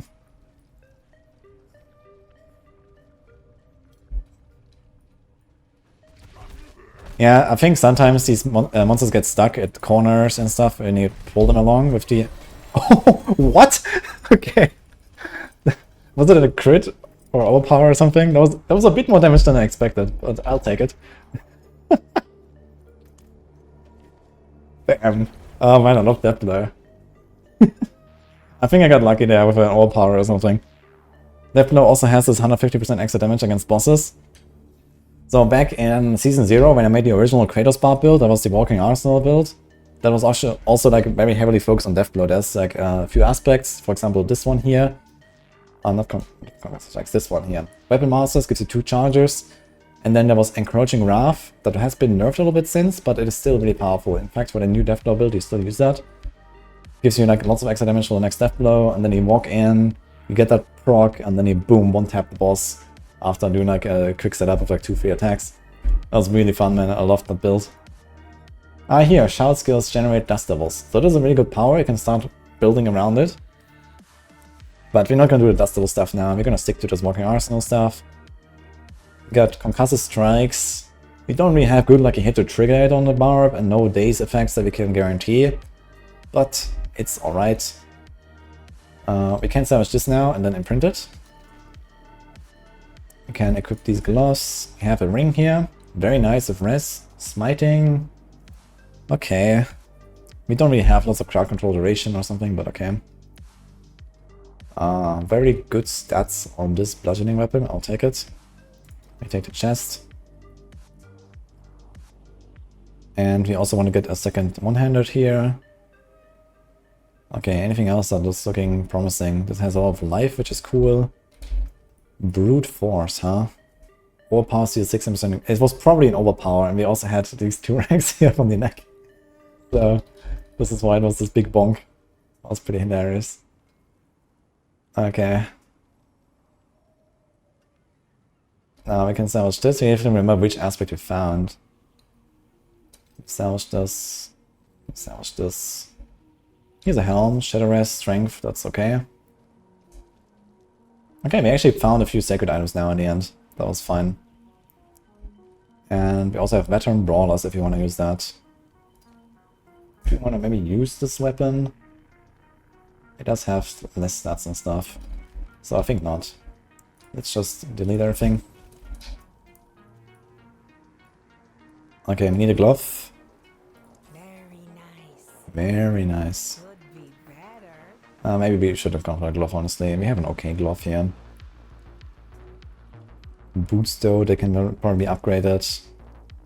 Yep, that is pretty good. We want another ring. Fair bit of magic. Wound, shadow res, I'll take it. And... yeah, okay. We don't really care much about critting right now, so we have full sacred and we save the rest of the obols. We still have 200 obols, so once we get to 55 in World Tier 4, we can use those there. Okay, Craven is something we're not gonna waste our materials to imprint. But we're gonna temper some stuff, imprint some stuff, and we go. Upgrade this. Now, very unfortunate, we have no sockets whatsoever in our jewelry. It should be a relatively decent amount of rest right now. So we have to try to maybe roll some rest. Okay. Let's temper. So at this point, we can probably temper a few more things. At this point, you would have more recipes. We're gonna just do more natural finesse. You can also go for berserking. We have relatively decent berserking uptime at this point. So we're just gonna do that, get close or percent damage. Here we go. So this is where the power of the Barb slowly comes in, man. Lots of tempers. And once you have these things, I'm gonna leave out like probably 1 or 2 items just to like not, you know, overdo it. Close everywhere. Let's do this. More close. Okay, everything is close. I'd like to get like maybe 1% damage just so we have a bit of like ranged clear or distant. Yeah, let's just go with that. That's fine. Sometimes we're gonna have distant with our upheaval, I guess. So we're gonna leave out this, this, and this. So 3 items we're gonna leave out just to, you know, not put too much. And at this point, you probably have resistance recipes, so we're gonna do some resistance recipes as well. Basically on all of the defensive slots. Get some res. Here's some shit. We have so much shadow res, man. We have to redo this one. Oh my god, dude. Now, when you go to Capstone, you want fire and shadow res for Elias, and you want cold res for the animals carriers. These are the 3 most important for the Capstone. There's poison. And let's try to hit like a fire. It's more cold. More cold. Here's fire, okay. And 1 lightning, then we're gonna put 1 here. Hopefully we get it. Since you don't have any sockets, you would put like topuses now, for example. Here's lightning. Okay, this looks alright. 50-ish is okay. Our armor could be a bit better. Let's see what we can roll. Again, just try to do like 1 or 2 rolls on like some shitty stats. Points, for example. There's fury per second, very tempting, but I take the armor. We have this aspect here that gives us lots of resources. Resource cost reduction, pretty useless. This was unlucky. Free to Hammer of the Ancients. Okay, so we got nothing here on the glove. This might be worth just like gambling a second glove while we're here. Instead of like wasting all of your mats in gold. Very nice. Ah, look, easy flop. Could be better. So we just take that. Don't even enchant it, it's fine. Do like 1 roll here. I'll take the fire res. This is okay. This is okay. This is okay. Overpower is not something we really care about currently. Neither is crit. Okay, get a bunch more damage. We leave this one. Wound. We don't really do wound currently. He's life. We take that. And this is something we're just gonna keep as it is. So if these items have good stats, don't waste your mats. Just go. It would be nice to have a bit more armor, but 5k is acceptable for now. And again, I guess you might do just topaz on our weapon.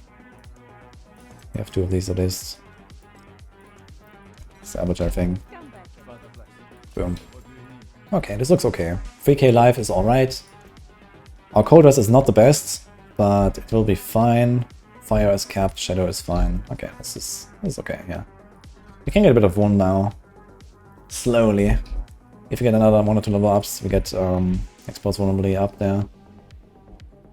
Ah, wait, we forgot to imprint. So we have a few powers we care about at this point. So one is the weapon mastery charges. We can go with that one. So now we have 2 deathblow charges, it's very cool. So you can miss one and then get a double kill and get both your charges back, for example. It's just nice to have. And then we do the walking arsenal thing that we unlocked earlier. And do we have anything else? Protector. We can do protector, I guess, just because. What's the barrier thing? Gives us a 3000 barrier, that's a lot. It's a max roll, but even like a min roll here is half of that, so it's pretty good.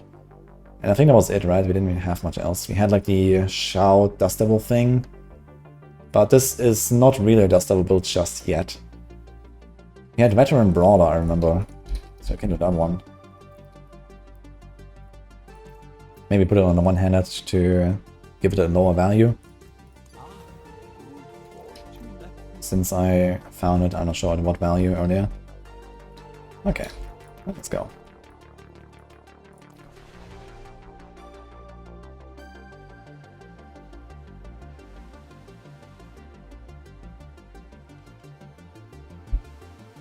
Fun aspect, the double death blow, yeah, sure.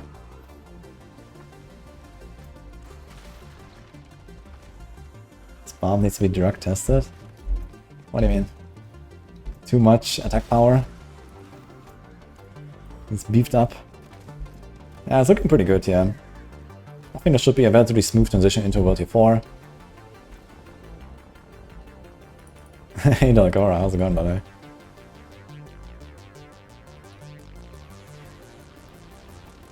Playing a good class. Yeah, Barb is always good. And it's also really fun. I just really like this whole Barb kit of the charge, leap, death blow. I love this stuff. This whole like walking arsenal theme. You know, this was my first Barb ever. It was the walking arsenal Barb, the Kratos Barb. A lot of people played that in Season 0. When everyone was like playing like Whirlwind and whatever. And I like to try to make something that was not just triple shout. So I went for like the silent Barb, as people call it.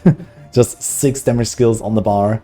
No shouts. Iron Maelstrom. Oh man, that was some good stuff. Like, I talked about Iron Maelstrom earlier, we could have also included that if you wanted. Oh, I didn't check my arsenal selection, but I think we have everything else signed already. Okay, we're getting slowed here and stuff, so let's keep our charge ready. And we have evade movement speed, okay. You can use lunge to move around, just like ignore these monsters here, we don't really care. So it's just like the first Capstone dungeon, we don't really care about killing anything here. Just go for the objective.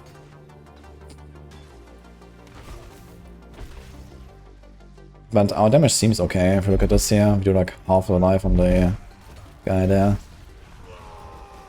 Okay, this looks fine. I somehow just did a lunge without teleporting. That's interesting. Ooh. The hook, man. Leave me alone. Okay, that waller. That waller. Alright. I'm gonna get you, man. Ah, these guys hurt though. You see, they do damage, especially Succubi. You wanna be careful with those. Okay, this event, these monsters give no XP, so you just run circles. Maybe get our Fury up. And then wait, and then close to the end, we just kill everything.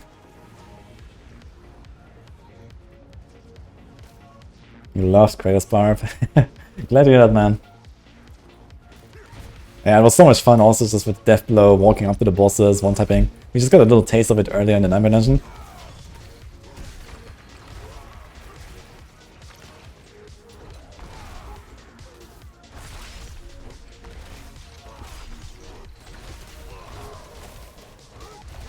Oh. Ah, these guys hurt. We are not really invincible. Gotta be careful. And there's like 5 Succubi shooting. Okay. Use Iron Skin to heal up.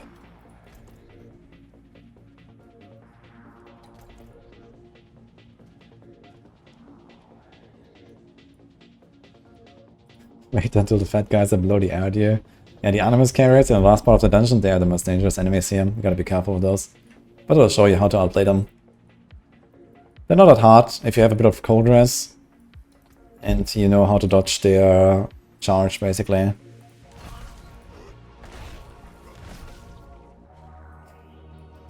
Here's the lunatics as well, but I think we are kept on fire res, right? Should be kind of fine. Actually, I think these guys do lightning damage. That's our lightning. 50, okay.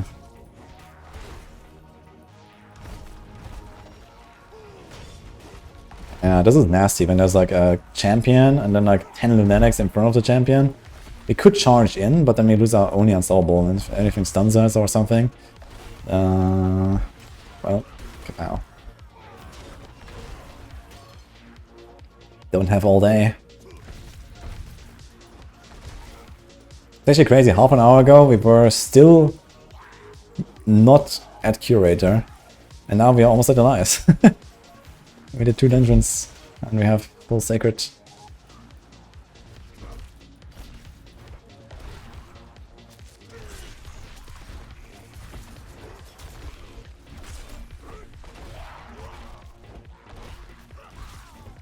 Yeah, I don't really want to try how much damage these lunatics do to me, so I'm gonna stay away from them. I could probably tank 1 or 2, especially with Channeling Shout. Oh man, kill the shamans, they just keep arriving.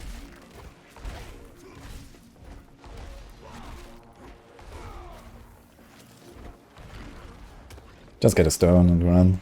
We don't care about this guy.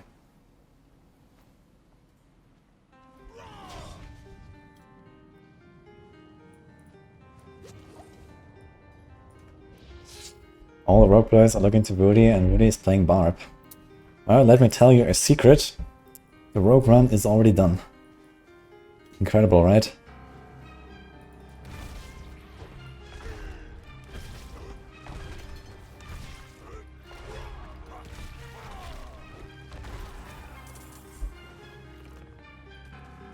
Yeah, here are the Animus carriers. So what you have to be careful is when he stomps, he does like exactly here. He stomps and charges. Sometimes he also doesn't do the charge and he just stomps and then does the attack. So just watch out for his stomp. And then also when he raises his fists above his head, this is also the big smash. We got a stun there. Oh, people. Yeah.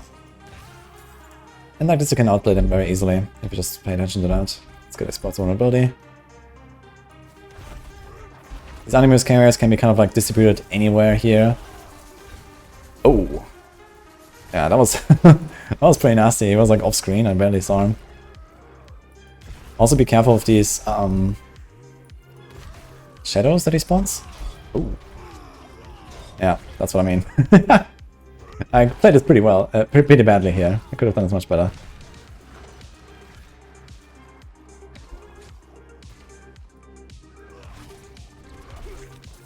Ow, though. Yeah, gotta be careful. A bit less cold dress and I would be ripped here. Not even close, eh?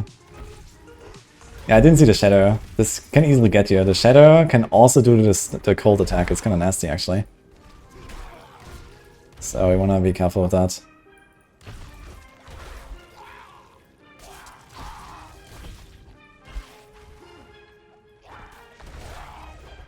I probably didn't have my berserking damage reduction up in that moment either, because I need to hit at least 2 targets and I think this guy was alone. So my... it's like 12% DR.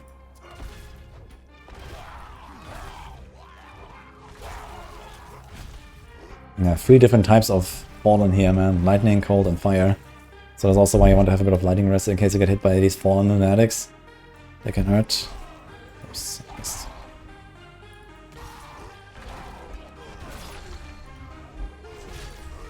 40k crits though, very cool.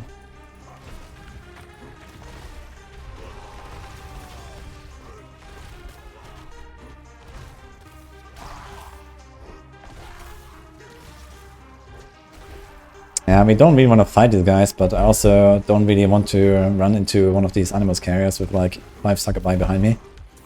So we just do the safe basically. Especially a multi-shot succubi, they hurt. It's very dangerous affix for some monster types like these.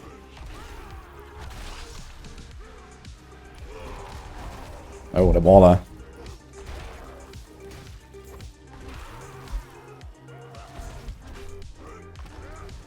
The cool part is we can like just sometimes use our death blow, really. And even if we know we're not going to kill the target, now that we have 2 charges, it doesn't really matter too much.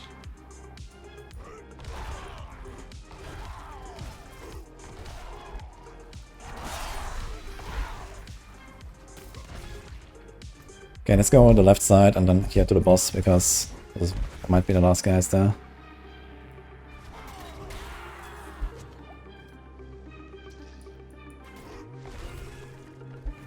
Is the game that easy? You can clear Fallen Temple at 44. Well, this is how the game works these days. You just go go to 4, go to 3 pretty early if you want to be fast. You don't have to do it at 44, and you see it's not very easy either. I get almost one-shot by some of these abilities and stuff. If I got a bit more unlucky, I would have been ripped there. Just not really something I want to do currently, when I'm like over 2 hours into this test run. Since we are about to get to like the most challenging and most interesting part, which is where we finish setting up our gear for lasting 200. So not a good time to rip for a showcase purpose.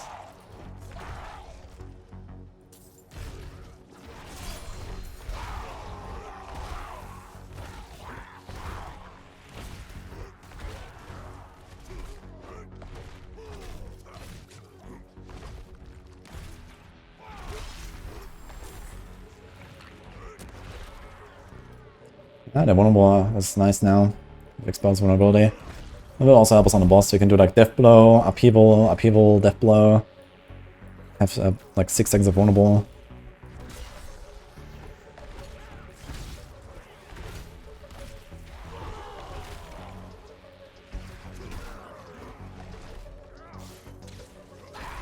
We try to outplay these lunatics and this dude here. Okay. Ow. And that's it. Let's go to the boss. It's right here.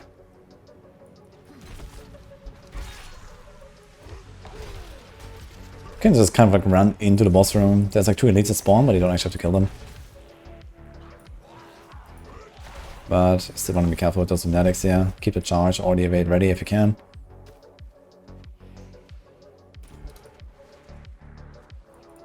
Where's this thing? Okay, let's go in. We have... Oh my god! Nasty, Waller. Wow. Okay.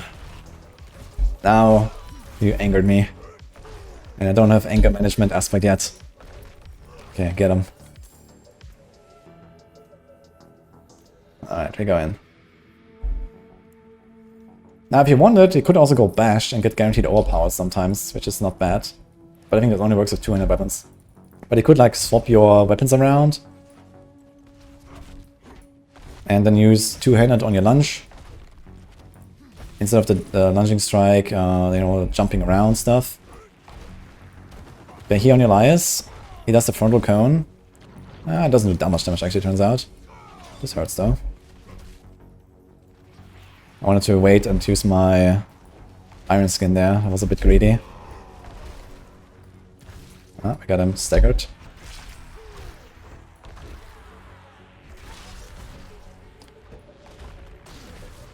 So let's kind of try to sidestep him a lot when he does his these shadow attacks. Ooh. Almost charged right in there. I'm not sure if this works exactly like the pit boss. So on the pit boss, you can kind of like walk into the projectiles as they appear. These fire projectiles that he spawns. And they do like basically 0 damage and they instantly despawn. I'm not sure if that works the same in the Elias fight as well. I've never tried that. I should try it actually with a challenging shot up. Okay, here. Evade behind him and then immediately go in front of him. This is how I dodge this. Or just tank one and stand in front of him and don't accidentally run into the others. And kapow, we got him. Wait, I just attacked him again and hit him, you saw that? He was already dead and I got another hit and another lunge. I'm not sure how that worked. Yeah, it was a bit sketchy, but because I walked into the ground effect is actually relatively dangerous. And I'm not sure what damage type it is. Anyway, we're in World Tier 4. Now, we will lose a lot of res. We lose another 25 res, so this is something to be aware of. If you are overcapped on some res at this point, it's kind of nice. So we have 12 overcap, 5 overcap, but this is going to go down pretty low. And now our objective is to survive until level 50. Let's see, maybe we got some upgrade here. Shared misery, not too useful. Oh, ancestral charge. That is a good power to get. And it has pretty good stats. Better item power. We're gonna use this. Just gonna temper this. Don't have to imprint anything. Ancestral charge is very nice. This is the one I talked about earlier. So that's nice to get. Let's do another close or % damage. Here we go. And what I got here? Ancestral Echoes. Damaging enemies with leap, upheaval, or whirlwind. Has a chance to summon an ancient perform the same skill. So fun fact about this thing, it does literally nothing. In fact, when I tested this back in Season 4 PTR, actually I tried to make an upheaval build of this. Like, this guy came out and he didn't see a damage number. He literally did no damage. I'm not sure if that was fixed at some point, I don't think so. But it's a good weapon actually, we just take it. So, we have 2 good weapons. Trying to get close or % again. Here we go. Perpetual Stomping. Cool power. It also has a res. Perpetual Stomping we don't care about, but I like it. I'm gonna take it for the res, and maybe you can roll something on this as well.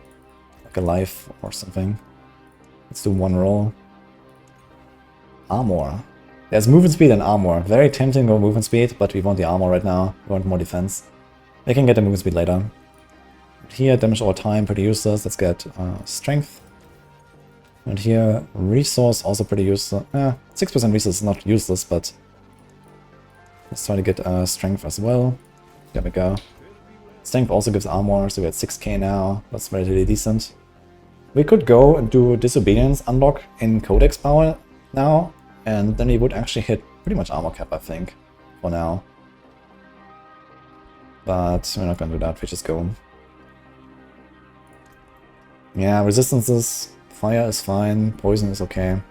Lightning and cold you gotta be careful with. Usually you kind of go from top to bottom, fire the most important, lightning the second, and so on. So this is roughly the order of priority. Let's go with that. Okay, we need to imprint our weapon master.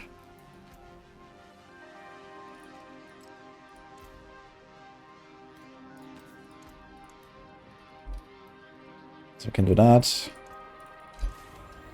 And we do another pot. And again, depending on if they fix that, Elias just dropped a tier 1 sigil.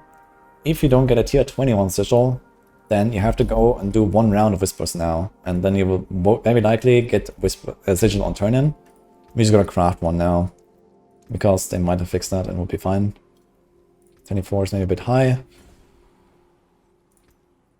Let's see if we can get a 21 or 22. He's a blind burrows 22. Let's just go with that. Let me salvage all the others.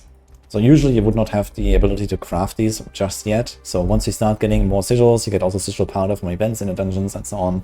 Then you can start crafting stuff. You can avoid dungeons that are behind strongholds and so on. If you are undergeared like now, you could also go, for example, in Rotier 4, unlock some strongholds for the Limber dungeons. You can go to Turdura, you know, like all these strongholds that have a bunch of these dungeons, just to like unlock this, get a bunch of waypoints as well all over the place. So this is also another way to kind of gear up right now and get a few levels as you do the strongholds. Okay, let's see how this goes here. I want to be a bit careful. Don't stand in these explosions, actually. Relatively dangerous dungeon, I just realized. Especially with the charge, you want to be careful now. So charge in and walk away. This is the strat right now. Because these guys will hurt. I can probably try and see how much damage they do with the challenging shout. I'm just gonna go in and see. Oh, we can also check how much damage does our Ancestral Echo do. We don't have any Fortify currently, and we can go for Thick Skin. Fortify would be a nice damage reduction as well.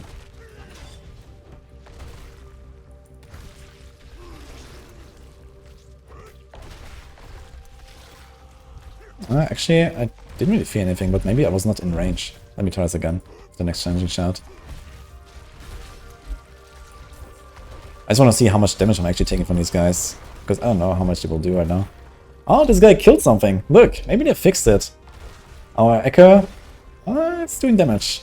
Maybe it's just because we don't have any multipliers just yet. You know, we don't have Paragons, we don't really have like any legendary powers. It's like the same problem that like Shadow Clone has. Which is that most of the powers, most of the multipliers don't work with it. And I think it's the same for this Upheaval guy. But right now he's actually kind of coming out and doing 16,000 damage. And my own hit is 8,000. Wait, what? How are they doing so much damage? It's doing more than me. Incredible. But unfortunately, it's not hitting anything that I want to hit. Oh yeah, that charge though. That is doing work. Okay, let's see. Okay, the explosion with challenging shout did like 5 or 10% of my life. It's actually not that bad, but if you have no challenging shout and we charge into a pack of 3-4 guys, that will be rip, I guess. So let's be careful. But the pace is okay, we're getting good level ups. And once we have 50, we have a huge power spike with the Paragons. At that point, we can already immediately get more res, more armor. We have a bunch more damage, and we are chilling, basically. Yeah, we got some decent powers here, actually. Ancestral Charge is really nice. The double Death Blow is really helpful to just, like, make this more smooth. I think this is a Codex power, actually. Weapon Masters, if I'm not mistaken. Could go and unlock it, I believe. Boots, Amulet, let's go. So yeah, we do 1-2 dungeons. Try to get Ancestral Loot, similar to what we did in World Tier 3 right now.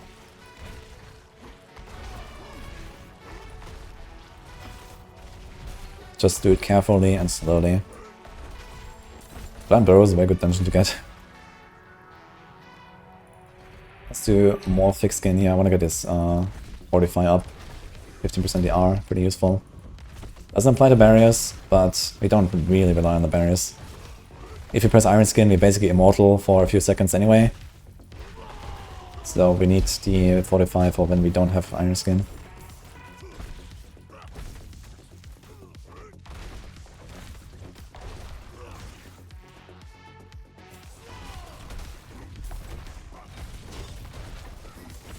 Just make sure don't press Iron Skin when you're like close to full life. You want to press it maybe when you have lost like a third of your life, half of your life or so.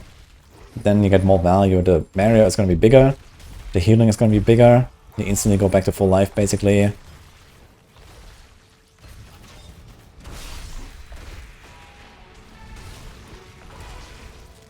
It's a lot of explosions.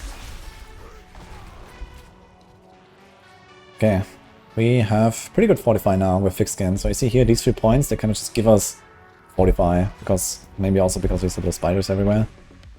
Making it counter-offensive now, get some extra damage.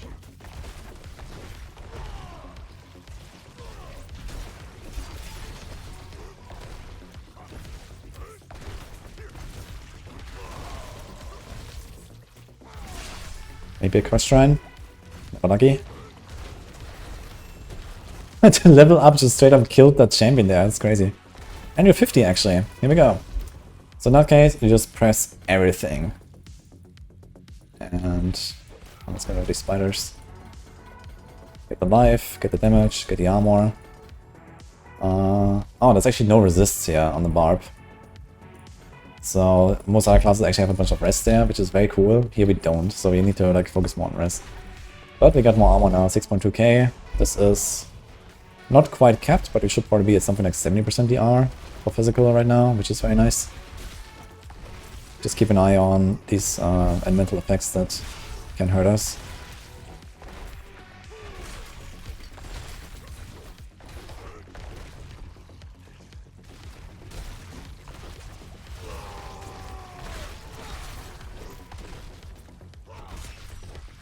Yo, almost 90k crit like that. I see loot. You saw that on the minimap. It took like 5 seconds or so to pop out. Okay, just pick up all this armor here. Oh, I got stuck there. I pressed evade, but somehow my evade didn't go through. But we did spam Iron Skin. Dude, what's up with my... I think I'm bugged or something. What? My health bar just went down without anything on me. I think I had a lot of poison on me that did not show or something. That was strange. Maybe it was because I pressed Iron Skin and it overrode it. And it didn't come back or something.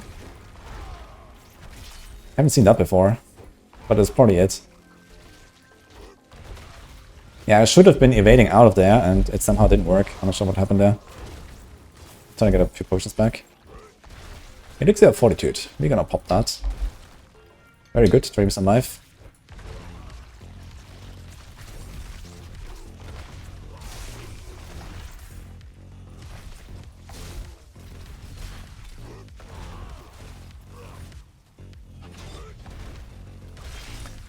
To be honest, quite a lot of close calls here for this Barb run so far.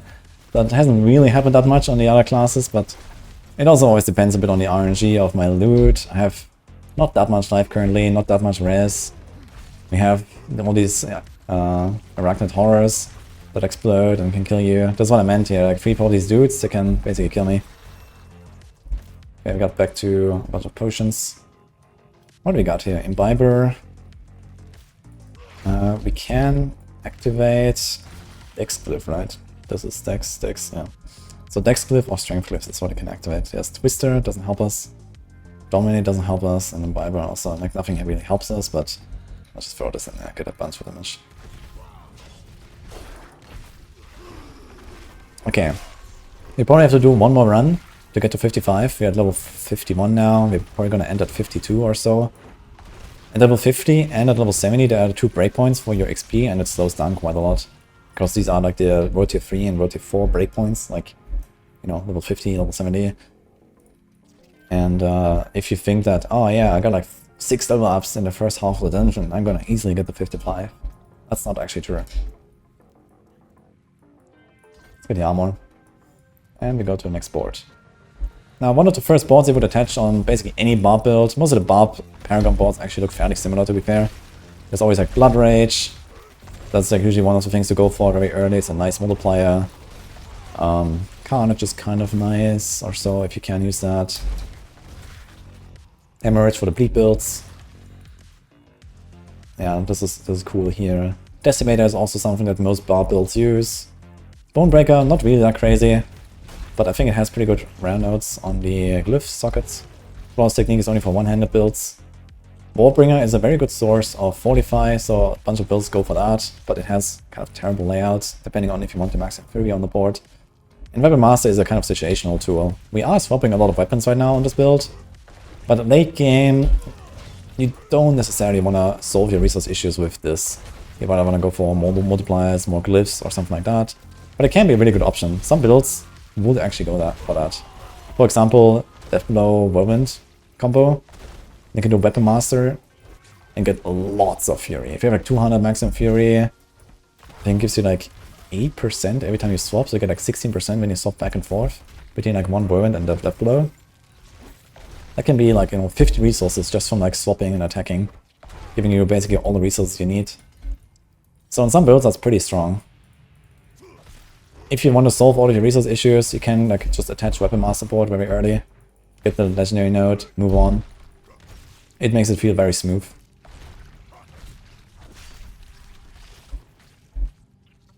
People love that skills. I can go golfing.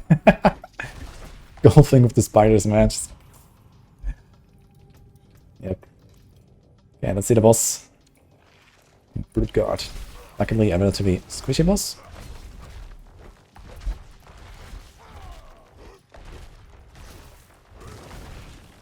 No funny one-shot like last time. But we're doing a lot of damage anyway. Wow. And now we can start upping our glyphs here. And one thing is, if you don't have any rare glyphs, which could happen, do not level your magic glyphs, because they will show up at like the top of the glyph interface later. The higher level glyphs always show up at the top. Here's Undaunted. One thing I like to do is I just put like everything I would enjoy to use at some point at level 2, and then it will be at the top of the glyph thing. So maybe Dominate. In Barb we don't really care, but Undaunted is actually something we can just boost now. Maybe we can actually throw this in here.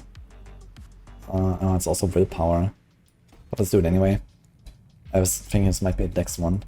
But yeah, we don't really have good glyphs yet. Okay, and we got a Morgan's Works. I like that dungeon. Yeah, wudijo double T, thank you. What's the most viable build to kill Uber Lilith in Season 5? Anything on Sword that has good single target, I guess, since you have Teleport and Flame Shield, they can kind of cheese off the fight.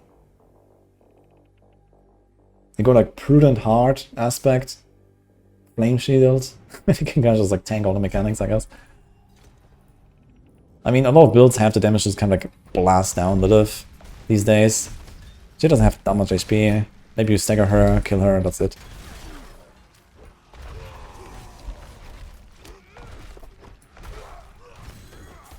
Okay, these guys are still pretty tanky, but our armor is looking okay.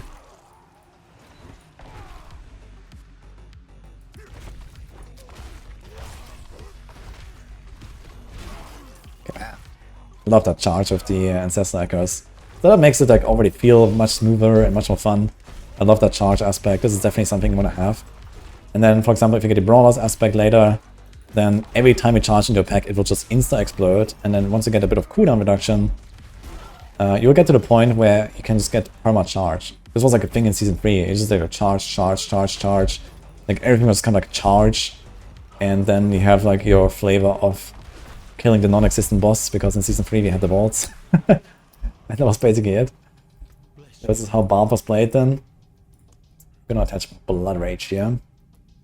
Just kind of just like the best. And we're gonna go straight for the node. There's life that we can pick up here, then we can go to the glyph. Get Blood Rage. We don't really bleed enemies right now, but we can if we go for two-handed sword expertise. We actually have it at 10. So we can get our bleed there. It's actually not bad to take right now anyway for like the longer fights.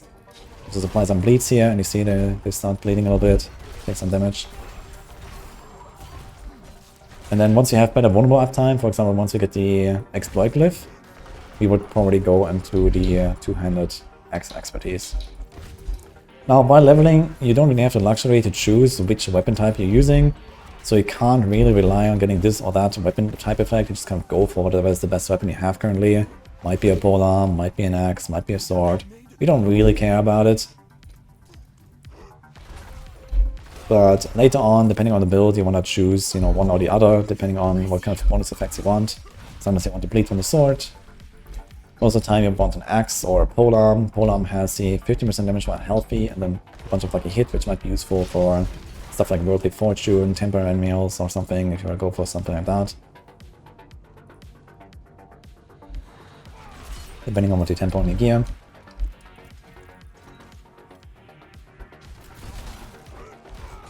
I'm kind of just waiting for like a better glyph drop.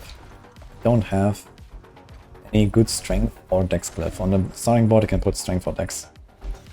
So once we get any of those, we're just gonna activate it there.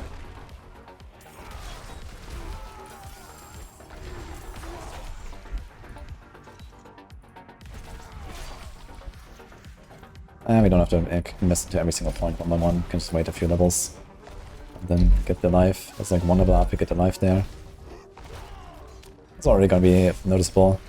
And we start getting pretty beefy. We have a bunch of extra life now. We're at 5.5k. This is in Sacred Gear, not in Ancestral.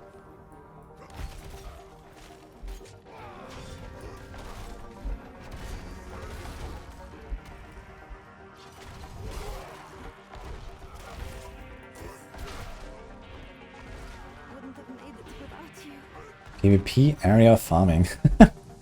Yo, someone lives in the past. PvP area farming. I've not seen or heard anyone talk about that for a long time.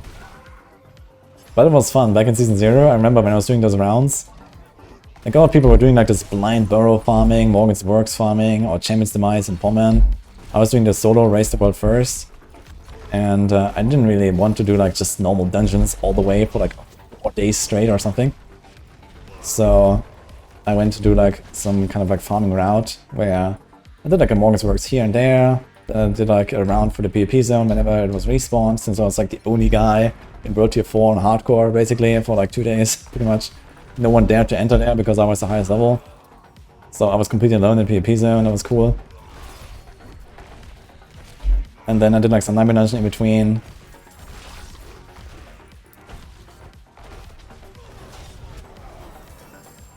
Yeah, we're getting a lot of nice ancestral loot here. We have a bunch of... Hey, there's a helm, there's a chest, got some weapons. So we're getting there, very good. And we got an event. We're probably gonna hit 55 in this dungeon with that event. Let's go.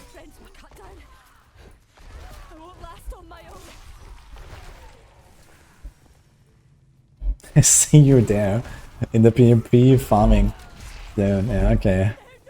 Maybe. I mean, hardcore PvP, we've done a little bit on it in Season 3. There was like this PvP hardcore tournament at the end of the season. That was really fun. I've had to fight Condis. We made like a really cool fight, man. This was like probably the coolest fight of the entire tournament because it was like a really close, and we went to like round 2 or round 3. Where we fought for like 5 minutes, and then it was like you take off some items and then you do like another round until someone dies basically. Also really fun. We had like a really cool combat there, back and forth. He killed me. He got me with a rupture. And I exploded. At some point.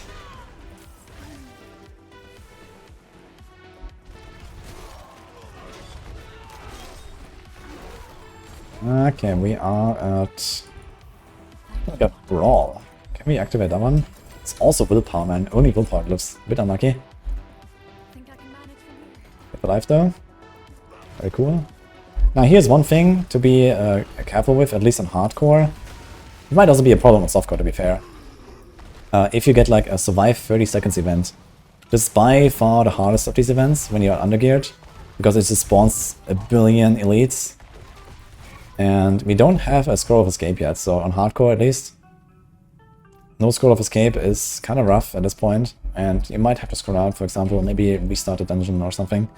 If it's too hard, so you want to be careful with that when you're like really struggling.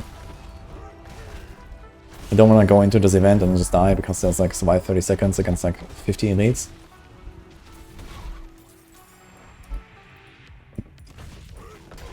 It's gonna be pretty close to the level up. We're gonna try to full clear this and see if we have enough.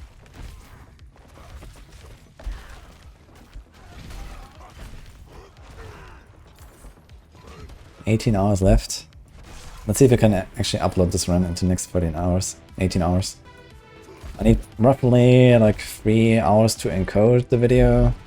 And then probably another 3 hours to upload it. Okay, that's gonna be fun. The stream, I will just get to it immediately. And then people also need to watch it. I think you need a couple upgrades soon. Oh, thanks for the tip, man. Maybe at some point we could equip like a next tier of items. Maybe we get lucky and you reach a certain level threshold. Maybe in around 1 level from now. Let's see what happens. Next Nick. Curse event? Nope. Okay, we have to go into another dungeon. It's not gonna be enough. So let's just go to the boss. I could also just finish it somewhere else. Can get the life notes, see while we at it. We have 6k now. A lot of damage.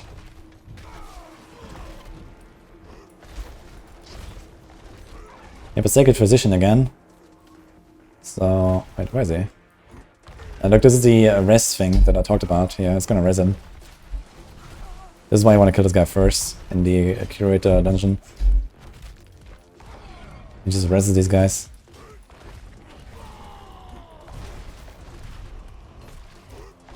Okay. Greater affixes. Wow, 2 items actually. Kind of funny to get these low-level greater affix items. I guess he's level Undaunted. Undaunted is a kind of nice glyph, but I can't activate it right now. I'm not sure about this one. I think here, without level 15, we can only activate a strength glyph. I think nothing else. Maybe willpower. 1, 2, 3. I think it's only strength here. So we're missing glyphs that we can actually use right now. Okay, we're gonna do the Light's Watch. Level 24. But before that, we're gonna go to the stash and just throw anything in there. So we can actually pick up items. Where can you meet me IRL? At Gamescom, actually. I'm going to Gamescom. I'll be there at like the Diablo booth and PoE booth and some other stuff as well, probably.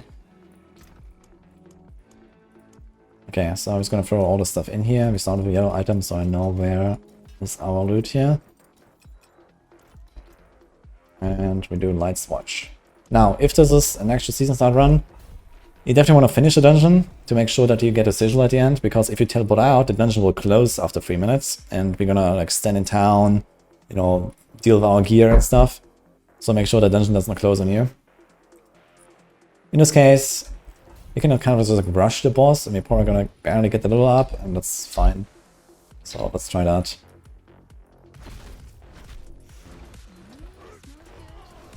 Hardcore this season, did I miss you? Of course I missed you, like, where have you been, by the way? Need some blasters here to do boss rotations and stuff.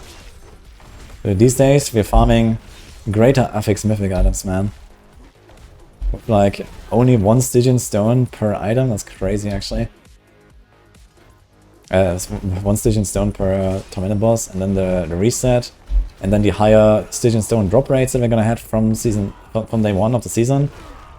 Like most of our farming, you know, in the pit and stuff, I did before they buffed the drop rates of Stygian stones in season 4. And now we're gonna have day 1, you know, like 1 in 6 or 1 in 7 or something, I believe. Stygian stone drops in like pit 100. Gonna be wild, man. Get like 2-3 Stygian stones per hour. Gonna be insane.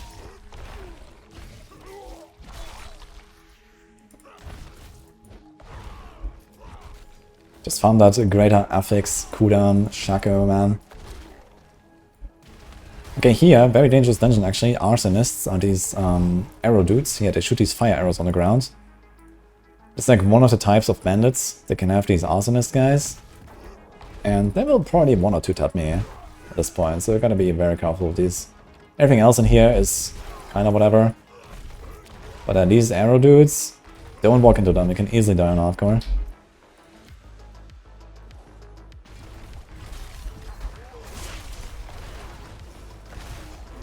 I mean, if a challenging shot, you're probably okay. But, you know, I don't have to try it. Okay, get the Watchman. We can go for this part. We get a little more XP, it's fine. We're kind of killing stuff in a good pace, to be honest. This is going relatively smooth for just full sacred right now. I wish I had a bit more rest so I don't have to feel that threatened by some of these elemental attacks. As a Barb, you really have to invest into res early on. You need like, you know, 3, 4, maybe 5 items, just like roll res everywhere. Especially all res is usually something you want to go for on Barb. For example, on Rogue, you also need a bunch of res on your items. Usually in late game, it's like 2 items of res they have on Rogue.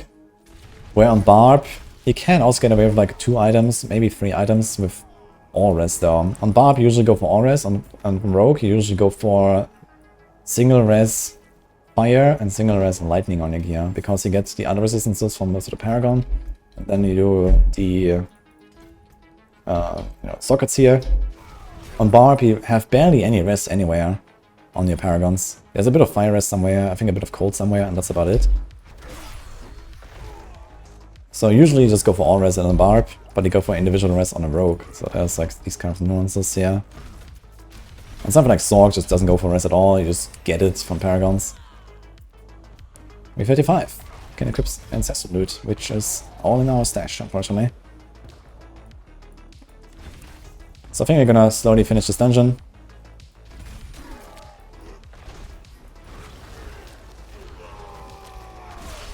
Uh-oh. Nasty chilling wind. But it was fun. But yeah, if they freeze you in the middle of like, you know, 2-3 Artanists exploding arrows, that would be pretty rough.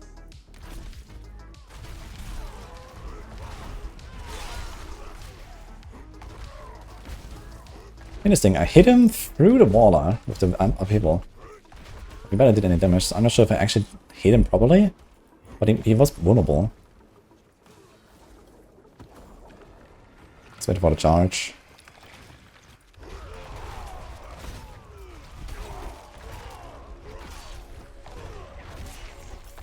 Okay, I got the key, and we can go straight to the boss. And it wasn't really a close one here. We had some close call earlier, this was fine. I had my barrier up when I got stunned, so it's okay. Now yeah, if you want to do it safer, of course we can just go straight to town. If you don't want a dungeon to close, you could also just teleport in after 3 minutes, go out again, you know. But let's just finish this dungeon, it's okay. We just have to run to the boss now. And do this event here. And it's a slay all enemies. Okay, it's not too bad. Also spawns a bunch of elites though.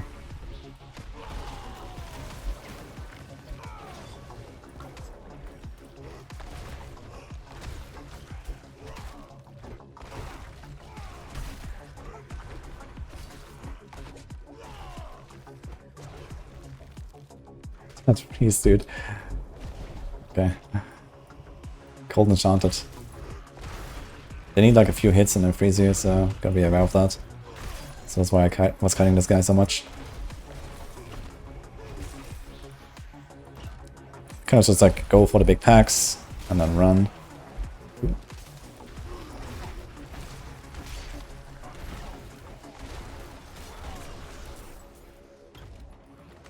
Yeah, chilling wind though. Always something to be careful with.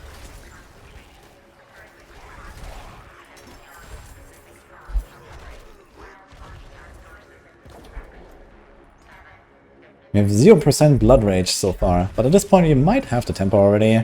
Very likely actually. Usually by around level 70 or 80 or so you have like all the tempo manuals.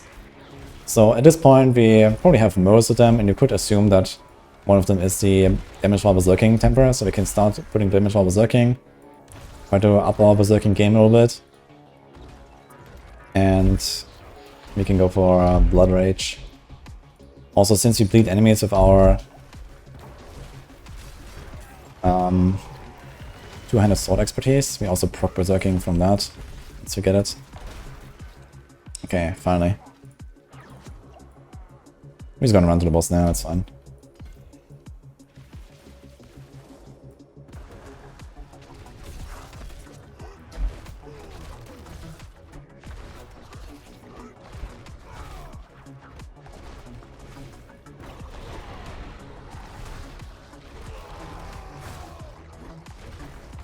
I actually have a lot of stagger here, it's kind of interesting. Oh! He was about to go invisible when we got him. Still no glyph, man. Kinda sad. We have level 8 unbonded already that I still have not actually activated. I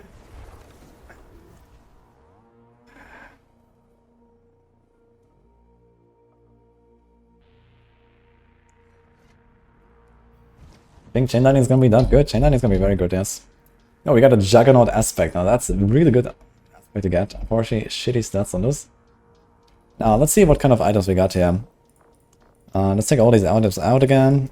We can almost just get everything in the inventory.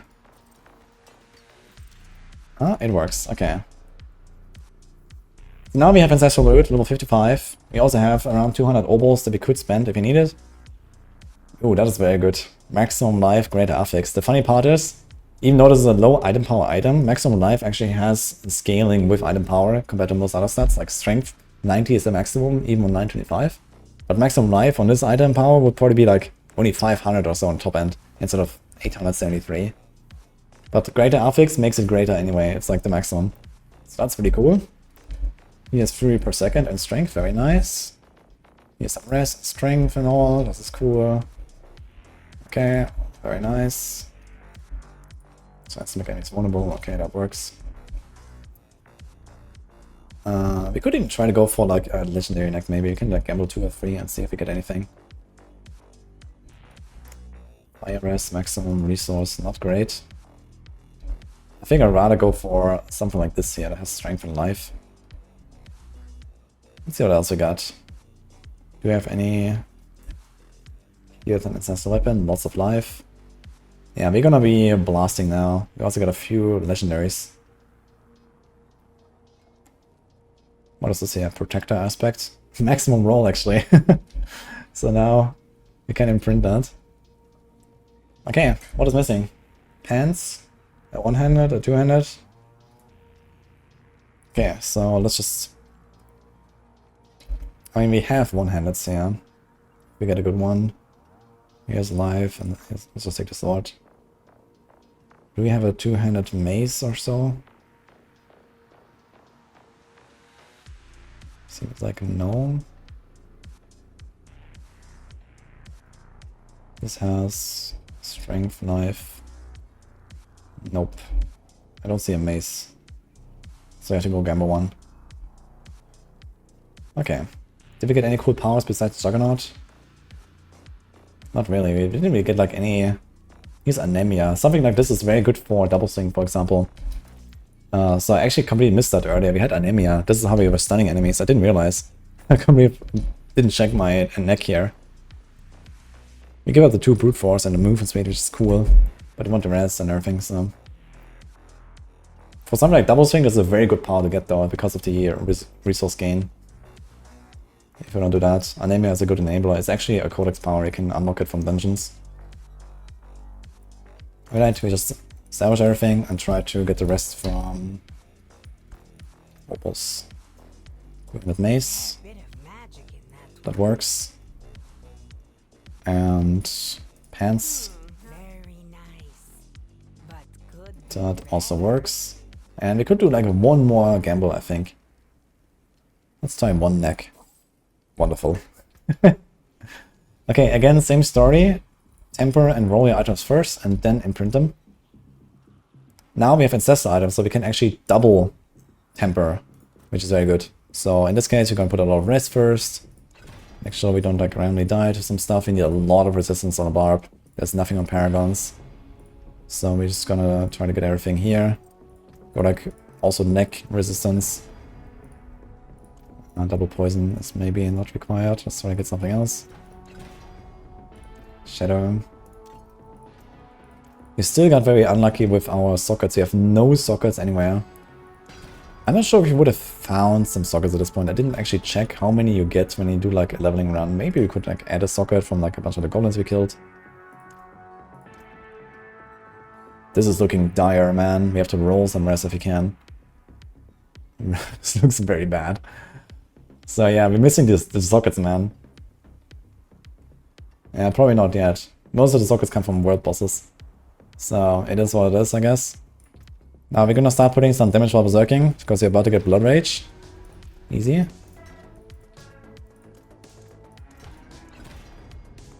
Damage on Warcry is active, not very useful. Path of Berserker, neither is that. Yes, damage on Berserking. We need, I think, 250, right? 300 actually. So I guess we're gonna keep tempering that.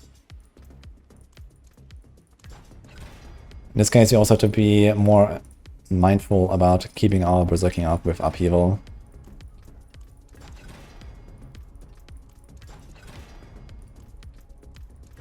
Now, you might eventually run out of like temper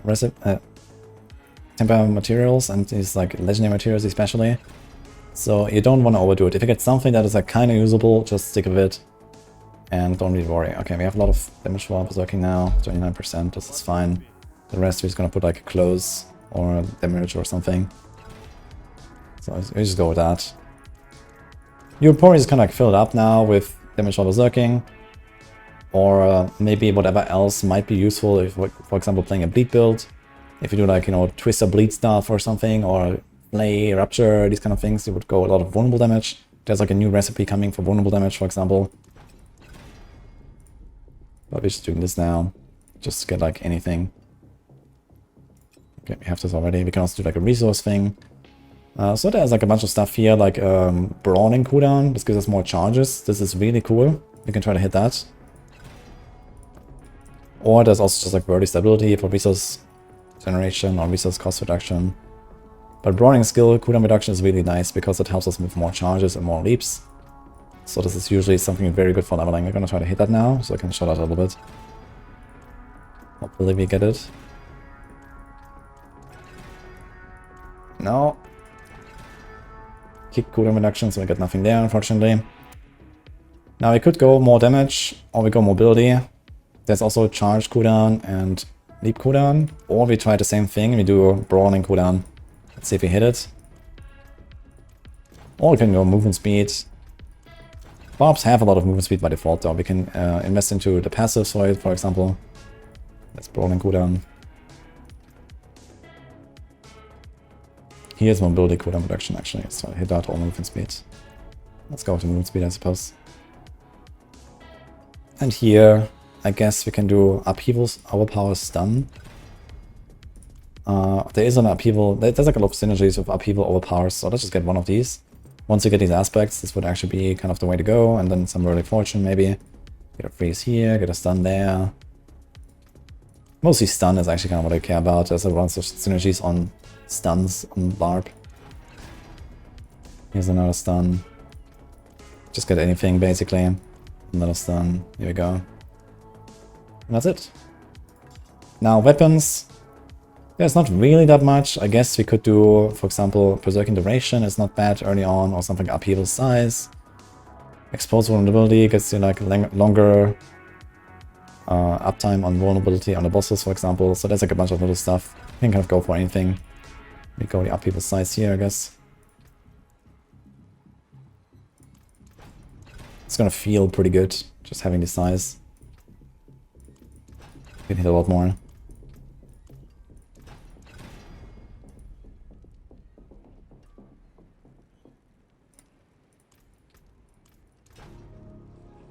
Steel Grasp. We could include Steel Grasp. I would mostly do this on... we got the Bash Cleave thing. Bash is unfortunately nerfed quite a bit. To the point where I don't think you really want to level with it. It might still be good enough to level with it, to be honest. But realistically, Bash is more of like an endgame build now, I would say. Okay, do we have anything else? There's like one more thing. I guess just to like, I don't know, Berserking Duration, maybe we hit that. At this point, for example, Elemental Surge would not really be helpful anymore. Elemental Surge is kind of good until this point here. But then you don't really care about Elemental Surge anymore. Frenzy Duration, unlucky. Okay. Now we could do the bigger rubies. Or we just redo them. At level 60 you can get the bigger rubies, the flawless ones. But you might not have enough materials for it anyway, so I'm just gonna do this now. And at this point you might gonna go for emeralds. Or, sorry, sapphires for bone damage in our weapons. We have a bit of vuln uptime these days. And we're about to get the exploit glyph at some point. So we're gonna do that. Now, Not looking great on res, so this is our main objective right now. Anything that is like a crappy stat, we're gonna try to roll into res. There's life. That's something. Dodge. Here's lightning rest. This is actually really what we need. This one is okay. We're not gonna touch this. This is okay. We could try to get a life roll. Like instead of one. Life rolls on the weapons are really useful. Strength, we're gonna go for strength these days. Chance to restore resources, not very useful. We got more strength. We have a chance to make enemies vulnerable. I will try to roll this off. And try to get a res. He is... Dude, man, a cold res also is looking terrible, man. Let's go lightning. You have to go so much for res, man. But if you had any kind of sockets now, we would be okay. Especially at 60, we're gonna get like plus 30, 30, 30, and then we would be okay. So for now, it's kind of scuffed. At least we're gonna have a Juggernaut. We just found a Juggernaut. We had 6k armor, which is not bad. But Juggernaut kind of just like solves your armor.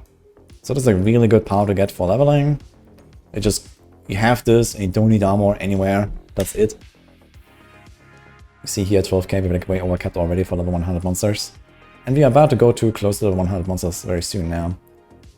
Okay, what else? We have Weapon Master's power. We can go the Protector again. He Protect. We can do Dust Devil with Whirlwind. We have 2 Dust Devil powers now. He has also Berserk Freebie, kind of nice power to get early on. It is not a good endgame power, but for now it just kind of feels good, so we're gonna keep that. I mean, do the Walking Arsenal thing again. Smiting. We do the charge power again that we had. We have Concussive Strikes there. I actually never imprinted that again on the other item. We got a Hectic. Not too useful. Do we have any other offensive powers? Anemia is something we could throw in there, but we want to not waste our resources. This is not something I would really want to imprint.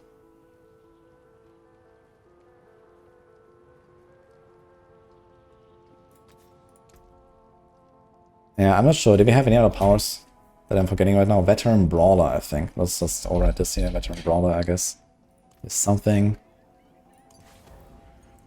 And yeah, we have like a yellow neck, I guess.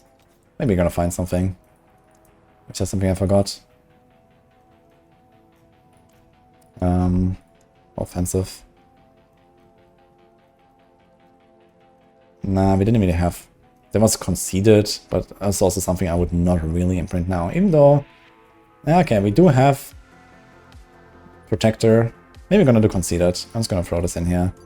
It's not really a great power, but this is something we found. So let's go with it. And let's try this out. We have 15k life. We should probably just go and craft a higher tier dungeon now. And just see what happens. Let's do like a 31 to 35. In Season 5, they are updating dungeons. Not dungeons, they're updating leveling. To where you can now farm monsters that are up to 30 levels above you. Previously, that cap was 10. Now you can get bonus XP for up to 30 levels. So once you are strong enough, you kind of want to go to plus 30 monster level to get a lot of XP. It's going to be really fast. If you can blast through those dungeons now, this is around this tier. Let's see what the monster level is. 86 is perfect. So let's see what's the damage. Okay, not perfect. And we still have to be careful with some of the resistances. So my fire, cold, and poison is pretty low. But we have a lot of life. We have 15k life and we're kept on physical res. So this is fine. And we're about to get Blood Rage, which is a pretty huge bonus. Okay, let's see. We had 3 hours now, and we're ready to blast. And this physical damage does nothing to us now. That's good.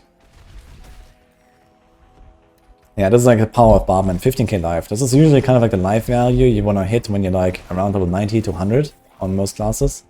But we have a bunch of life rolls now on our weapons.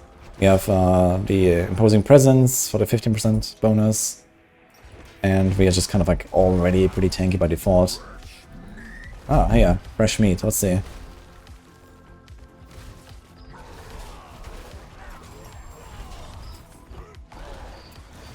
not really hitting him well. Okay, damage is looking fine actually.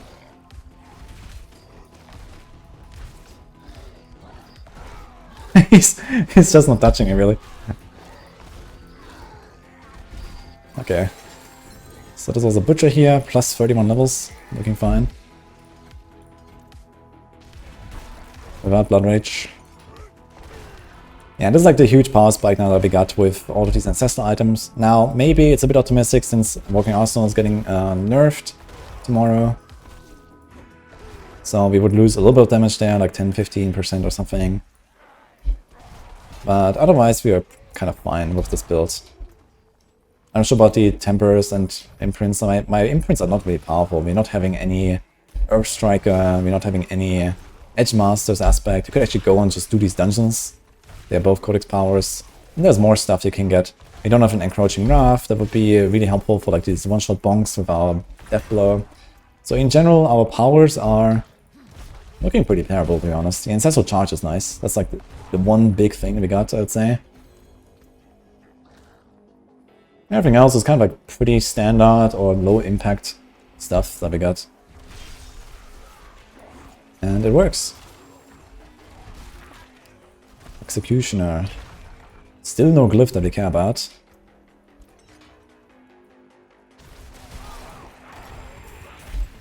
And now once you get a few more upgrades, for example, if I just do like 1 or 2 dungeons now, maybe get a few legendaries. Or if I start getting some glyphs here, we can get like, 10% here, 10% there, or more damage. Start ramping it up. Or if you feel like these dungeons are too heavy, too difficult, then, just go 10 tiers lower. It's fine, You can go tier 22 dungeons. It's kind of like a one-tap everything. Generally, you want to go at a really fast pace. So you don't want to go to plus 30 monster level and struggle your way, just like I did when I entered World Tier 3 and World Tier 4, these slow runs. You want to try to clear these dungeons in like somewhere between 2 to 5 minutes, depending on what dungeons it is.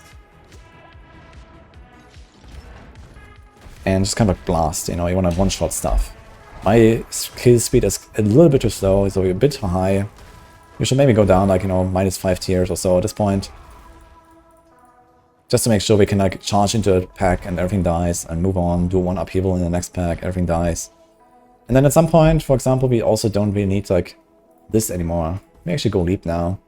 It's fine. We don't need like the iron skin anymore. We can go and, speed this up a little bit. So we have more mobility. We also have another trigger for our Walking Arsenal bonuses if you want, so we can do this on like the same weapon. Okay, this is all on the same weapon actually. Okay.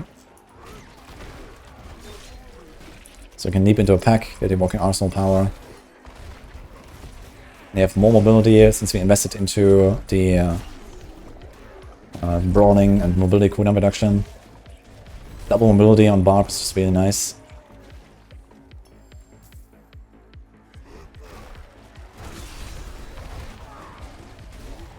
Can also probably replace the challenging shard soon, at least once my rests are capped. For now we're gonna keep it, because my rest is not capped, but once we have the rest cap, we're gonna be fine. We're gonna be basically invincible at that point. Just one-shotting everything. And then I would probably start transitioning to like a double swing build if you wanna stay, really fast and efficient. Double swing with twisters is a really good leveling build. So, ooh, here we go. Let's see how many waves you can do. Did I just do a 450k overpower? I think so. We're also doing 500k crits of our charge, actually. So yeah, we're pumping. As you can see. Very good damage. Actually, at this point, we could also go for the berserking on the death blow. So every time we do a death blow, we also get 3 seconds of berserking. So like this, we kind of like have perma berserking. We don't really need that resource anymore. We have a bit of fury per second. We have the Walking Arsenal power, and you see, even with like a left click here and there, we're just kind of full on resources all the time. We can also start investing our points a little bit differently on the skill tree. So, for example, we go for the movement speed now instead of prolific fury. You can do that. Maybe don't need exposed vulnerability that much. Got that thing done here. Got a ring. What do we got? Moonrise. I can start working towards Bash if you want, or Flay with Moonrise. A very strong power. This is also something I would probably even put into this build just like that, because we want to use a left click every 10 seconds anyway for the walking arsenal. So this is just like extra attack speed, extra movement speed. Just kind of like rounds out the build a little bit. So this is something I would actually equip or imprint. We got another curse event here, let's go.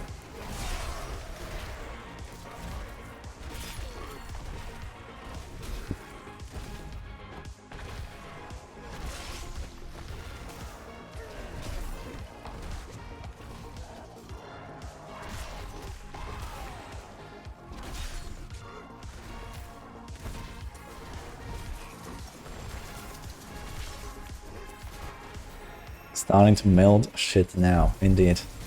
Yeah, and this is still without like really many synergistic powers. So we don't have any of the upheaval power or anything. I remember we had like this upheaval echo thing that I actually didn't imprint now. And honestly, this doesn't really go into an upheaval build because it's, as I said, it has like the shadow clone problem. It just doesn't really do anything. Later at least, once you have a bunch of multipliers, it doesn't really work with anything as far as I know. So it did something while we had it, because we didn't really have any synergies. Okay. Do we have any glyphs though? That would be nice.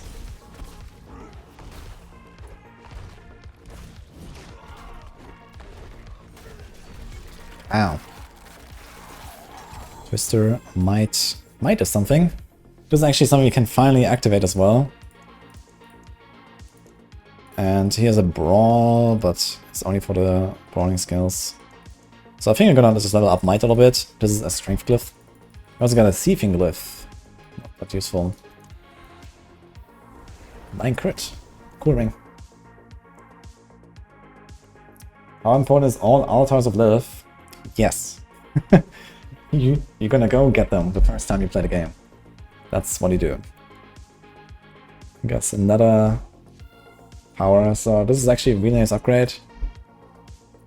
For now, we just tempered everything and we are kind of strong enough. So this is like the moment where we're gonna just like throw stuff into the stash, especially these legendaries. And then this is a good ring, this is a good weapon, but we want to maybe try to replace our weapons once they have like 900 plus or something, not like waste our materials again. We just, at this point we would be kind of like bankrupt, I guess, with all the stuff we just did earlier. So don't overdo it. You get a perfect Moonrise aspect actually, that's crazy. So this is something we're gonna imprint at least on whatever is like useless here. Hectic, for example, we don't really care. So we got a bit of speed here. And we also wanna get a bit of speed, let's say, instead of the Fury generation maybe. One move speed there. We can also probably take out one here, get something there. We might not need the Furious Impulse that much. Now we just kind of keep blasting and try to improve our setup. We're level 59, and as I said, we probably don't have anything at this point with materials and so on. If you actually don't get to the point where you have everything at least tempered, then just kind of like after every run, go temper something that you currently have equipped, just like improve your setup. And then after probably a few runs, you would be at the point where you have decent stuff. And then you just blast. As long as you don't have any trouble, and you can do like plus 20, plus 30 monster levels, you just keep blasting. And then maybe at level 70 or 75, you're gonna look at your stash, you look at what you got, and just take out some items, do like another gearing session, and you get ready to blast to 100. If you get like any really big upgrade, like you get like a huge power, like I just found a Moonrise, which is kind of cool. Not like a huge power, but you know, it helps out with speed and stuff. You can just go and print it really quick between the runs. And we're kind of at the point now where we could also go and, let's say, farm some Helltides, go farm some maybe Infernal Hordes as well if you want to try that from the new Season 5 event. I don't think it's going to be very effective to do Infernal Hordes for XP, but you might get some of the new uniques there or some of the new aspects that you want. Especially, for example, for Barbs. Shard of Raphael drops there, Crown of Lucian. Both these items are pretty important for these basic attack builds. You want to have those at some point at least. If you want to go Bash, for example, you can start working towards Bash build. I'll probably wait at least until you have like Moonrise, Adaptability, and Shard of Raphael to play Bash, since they nerfed the tempo a lot in Season 5. But maybe it's gonna be fine. Maybe you can just go Bash, you know, with less than that. Just the two aspects, maybe. Wait for the Shard of Raphael later. It might be okay. Bash is a very powerful build no matter what. Oh, I actually forgot to include the Might Glyph. So we have that here. So this is a Strength Glyph. You're gonna put this, and you're gonna put this. And we have 8% extra damage of 200 weapons. Finally, got something. Still looking for other... He has crit chance against bleeding enemies. We are bleeding enemies, but we're also kind of one-shotting a lot of stuff. So we don't care that much about this. I'm waiting for another glyph. Territorial is kind of nice. I gives a bit of damage reduction. Wrath is kind of cool. Once you have a bit of crit chance, you get Fury all the time from critting. It's also a good resource tool on many builds for leveling up. And then depending on the build, there's like other stuff. Mortal Draw, since you are weapon swapping all the time, also not bad. Gives you a separate 18% chance to crit. It's not plus 18% chance to crit, like you know, crit chance on your character, but if your first crit roll doesn't crit, then you have another chance. And what else is missing? Exploit, very good. This is like something you want to activate. You can actually put it on the starting board. Exploit Glyph works on the starting board on the Barb. It's very strong. They don't have it yet, unfortunately.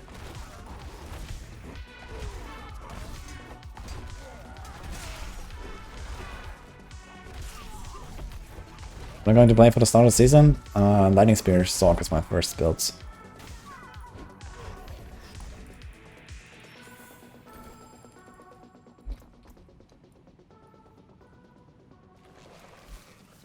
Yeah, no glyph yet. You have the glyph socket there unlocked. And I guess we just kind of... You can get the damage reduction there if you want.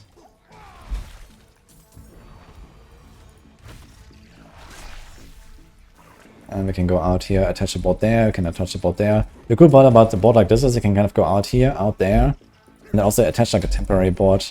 So depending on if you want to like respec at the 100, you can make like a more optimized like leveling board. And just kind of go and rush like legendary nodes, you know, do a decimator node board here.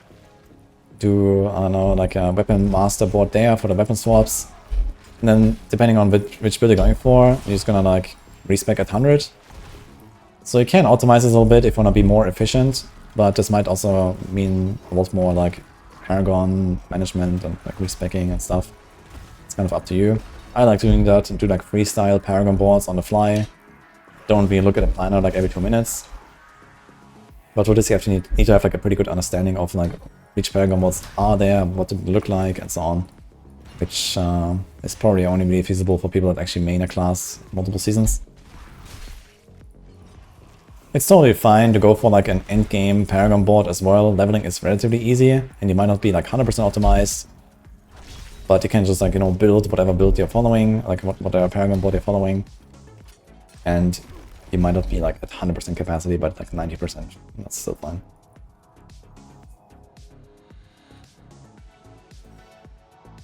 What are you all playing tomorrow?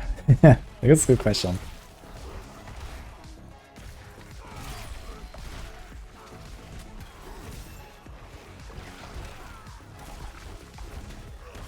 I'm going to do Perma Immune Rogue. How are you trying to accomplish that?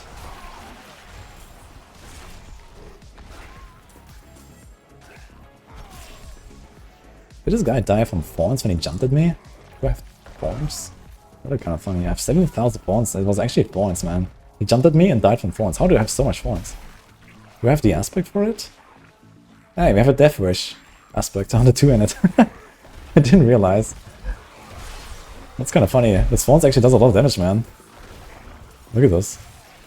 When they hit me. Did like 50k or something. All the berserking damage that we have, and blood rage and so on. Agile, Halcity, Hectic. Pressing shout every few seconds. Oh, good luck, man.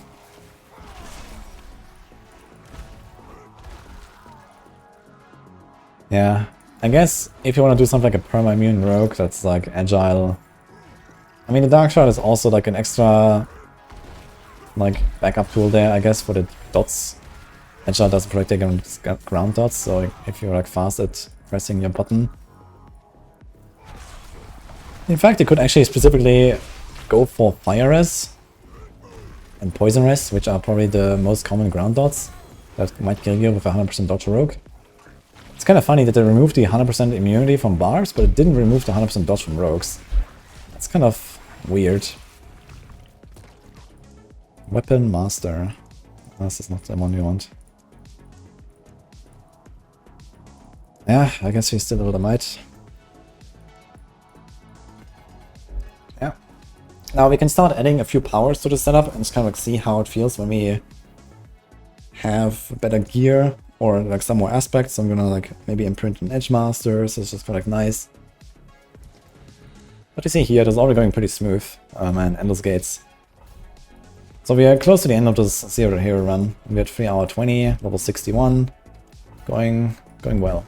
I'm also going to the wrong direction here. I always keep running up to where the occultists used to be, very far up in the town here. But let's do that. See how that feels. We just add this one. And then, for example, Berserk Fury is also something you could replace. Since you have Fury per second anyway. Could do an accelerating to make this more smooth. Or the Brawler aspect. This is something I talked about, so I can kind of show that off, what this looks like once we have this. This is very good. So with charge, when they die in the next 2 seconds, they will explode, and it's pretty crazy.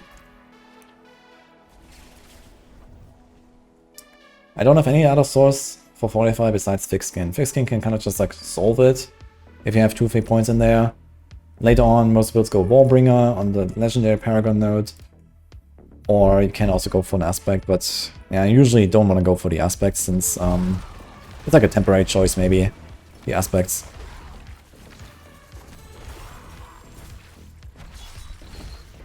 You could also show off the Encroaching Wrath. Encroaching Wrath is a really cool power for the one-shot bonks with Death Blow for the bosses. You can walk up to the bosses, kapow, I love that.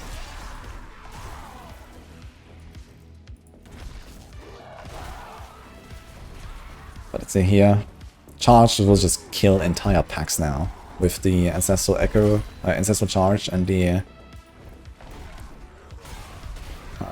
Brawler combo. And we also only have like a 3 seconds cooldown now. If you get a bit more cooldown reduction, you easily have perma charge. You can just charge, charge, charge, charge, charge.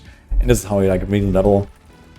Ancestral Charge, Brawler aspect, and then charge cooldown where you can charge ranks maybe if you can get it on like the boots, I think. And that's it, man. You just destroy. We still need a bunch of rest actually that we don't have. So we still gotta be careful. But you see here, even on single target, we actually destroy the elites here, kapow. Bam. Yeah, and then, you know, very soon we could go for like Warcry now. Or I can go for Rallying Cry if I want to have a bit more speed for now and a bit more resources. We don't really need a challenging anymore once we have our reses figured out. Yo, 1.1 million overpower crit. Kapow. Getting there. Always pick up the stuff for the salvage. Early on your first character, it's definitely worth picking up like even rares, just like auto salvage these rares. You don't really care about looking at the rares anymore. This is the point where we only really save these legendary items. So we find legendaries, we throw them in the stash, and we go.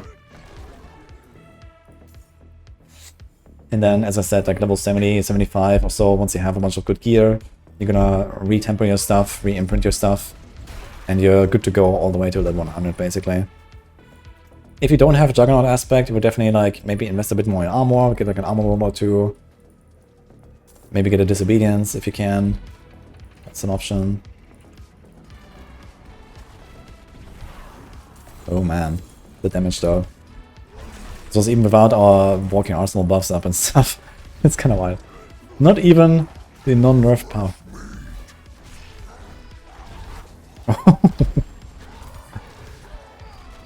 Yeah. Pretty good damage.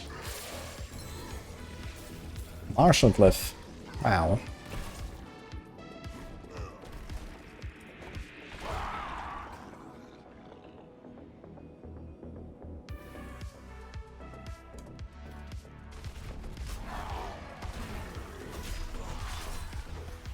Yeah. And this Butcher is pretty high level, you know. But you see how fast we're getting XP right now, and it's gonna be even faster in Season 5 since we get this increased monster level experience cap. So I would think that it's probably gonna be something like around plus 50% XP or so at this point. Maybe a bit less, I don't know. When we fight level like plus 30 monster level instead of plus 10 monster level, maybe it's gonna be something like 30% more XP. It's definitely gonna be significantly faster compared to now. Which right now we don't get that benefit. So this means that we would have to sometimes craft sigils, like establish your sigils, craft a new sigil, go just a bunch of tiers higher if you're strong enough still. And at level, yeah, around 90 to 95 monster level, you also start getting 925 loot all the time. Yeah, this is 917, 925, 905. So a few more monster levels, like at like, yeah, Nightmare Dungeon tier 40 or something, you're gonna get 925 loot all the time, which means you get way stronger weapons, you get the maximum res, you get the maximum life rolls, maximum armor rolls, and so on. And you're gonna just upgrade your gear very soon. Well, for example, like 5 to 10 more dungeons or so is probably where I would go back to town, upgrade all my gear, and then go all the way to 100 of that. And you don't really care about like greater affix items or something at this point. You know, just get your setup online, try to get the right stats on your gear that you want. Of course, you're not gonna get something like a, you know, double passive amulet or so anytime soon, unless you get like super lucky. So don't worry about this. Just go for any neck that has like, I don't know, movement or crit or cooldown. Maybe more passive that helps you. Attack speed is also okay. Some res is even okay at this point. You want a lot of res to make sure that you actually cap out.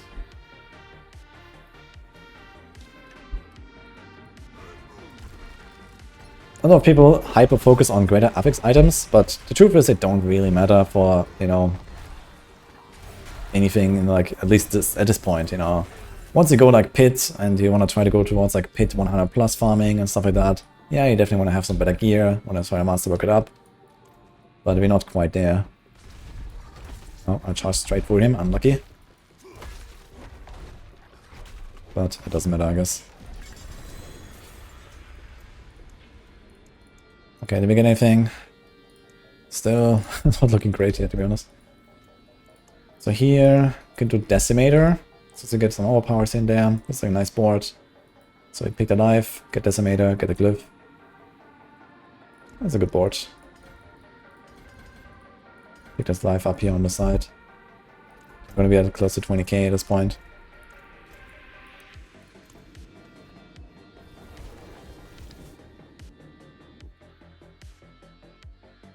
This is going on YouTube as well, yes, but I can, like the other runs as well.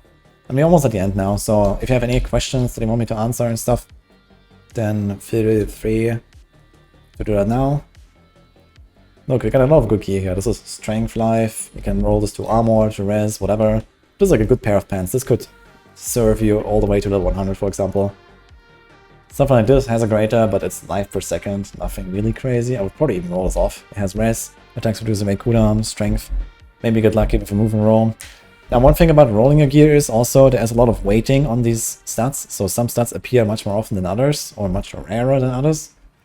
For example, all these like passives on neck, if you look at the planner and you see, okay, you want this and that passive, do not try to roll them. At least not when you're not rich. So you just need to find some of these stats, like all these skills. Don't try to roll like a certain skill on your glove. You might get lucky. For example, in this case, I don't want overpower damage. We're just going to try to roll it off to something useful. Here's armor, for example. At some point you can remove Juggernaut in that case. So if you like stack more armor, then we can do that. If you get like another armor roll. Or something like that. But a lot of stuff is like very hard to roll, and you're just gonna waste your materials trying to roll for something hard to get. So always pay attention to what is on the items, and this comes a little bit with like experience playing the game. You will understand a little bit like, okay, what is actually a rare roll, what is like a common roll. Life, strength, percent damage. Resistances are also pretty common, for example. But stuff like, you know, skills, passives, also like movement is not that common, for example. It's kind of mid-range, I'd say. Fury per second is also kind of like relatively common. So you can try to get something like a Fury per second roll, but realistically, if you really rely on it, you want to try to find an item that has it and roll something else on it. So always keep an eye out for these kind of things as well.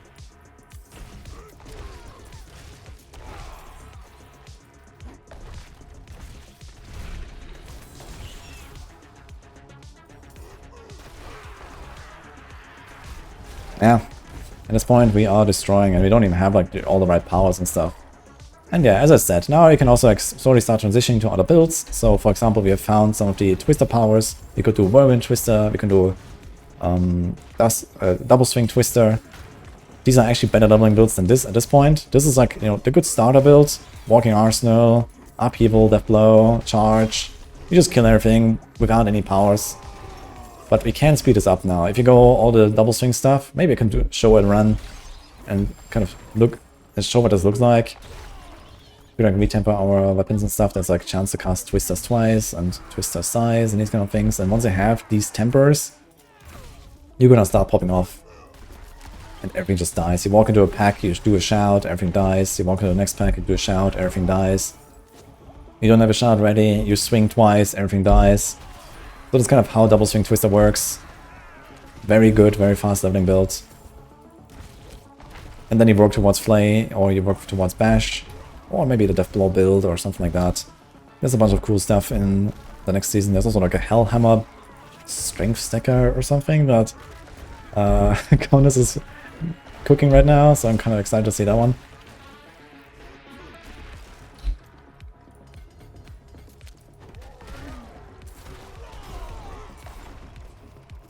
So two Dust of Paragon nodes were glitched. Not the Paragon nodes, the glyph. Yeah, the Twister glyph did not actually give you any damage.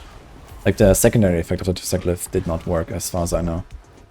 So that is being fixed finally. Exploit glyph! Woohoo!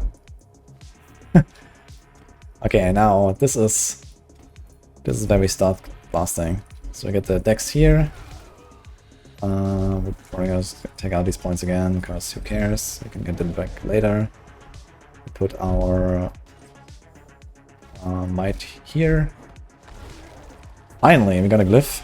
Kind of unlucky actually with our glyphs, I feel. Took a while to get anything. And also kind of unlucky with our legendary powers, let's say.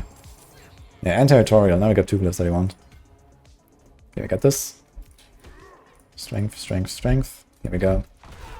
Two glyphs online. Now we have perma vulnerable. And for example, very soon we're gonna unlock Decimator. Gives us 10% damage all the time because we make stuff vulnerable. Sometimes to get an overpower. If you had like Earth Striker aspect, you would get overpowers regularly enough to get the other 10% damage bonus. They stack. So that's pretty good stuff there. Sometimes you just get random overpowers as well that can trigger it. Also, Upheaval has like a power that we could go for. Every 25 seconds you get a random overpower. There's also the Dominate Glyph where you get like random overpowers. I think that is getting buffed. So Upheaval can definitely go for a lot of overpowers. You try.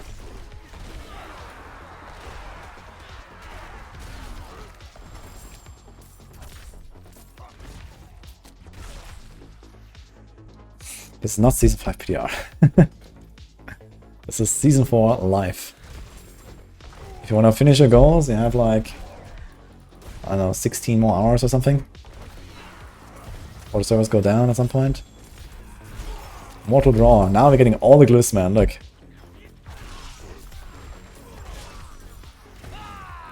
So yeah, in like 5 levels from now, we would have the Decimator glyph online. We have the Decimator Legendary Paragon node online. You can up this here. You don't necessarily have to push your glyphs to 15 if you already have them active. Like here, this is active.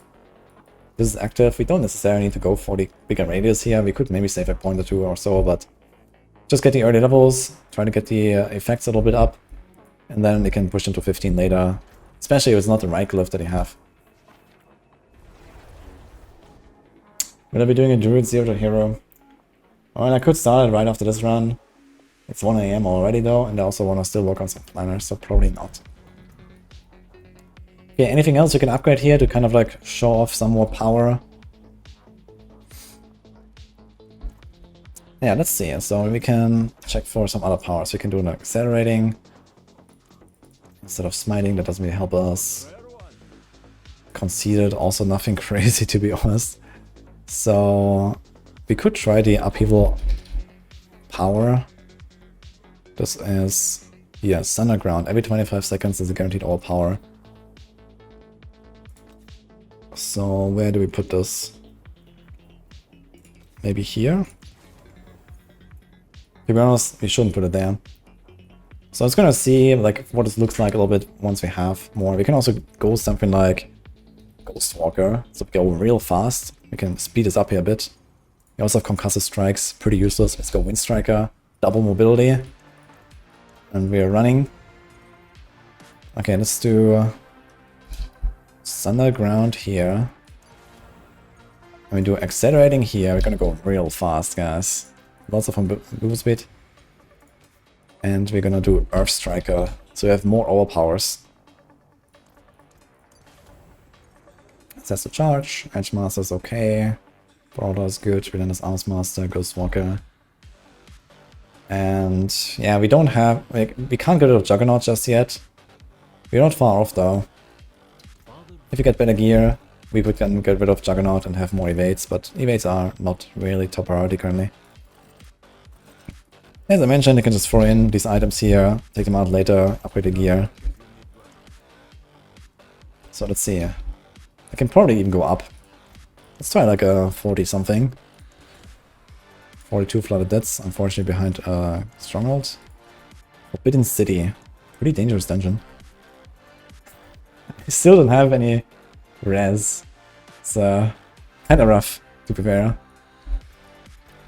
Maybe we should look for some res on any of those pieces.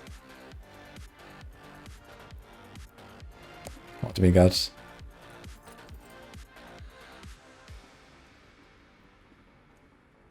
Yeah, for example, here is a res and then Steel Grasp. We got Int. Oh, I think these are like from the other run or something. This is like from the Necromancer run, I believe, or from the Sork run from yesterday. I forgot to delete these items. Anyway, I guess we just go in without res. Pretty risky, I might just rip now. So, on hardcore, you probably shouldn't do this.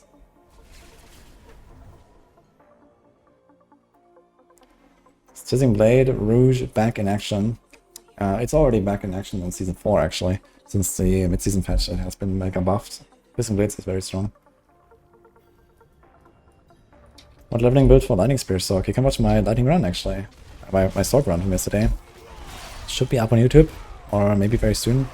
But either way, I leveled with Fireball into, yeah, basically whatever you find. So Frozen Orb, Fireball if you get the gloves, Chain Lightning.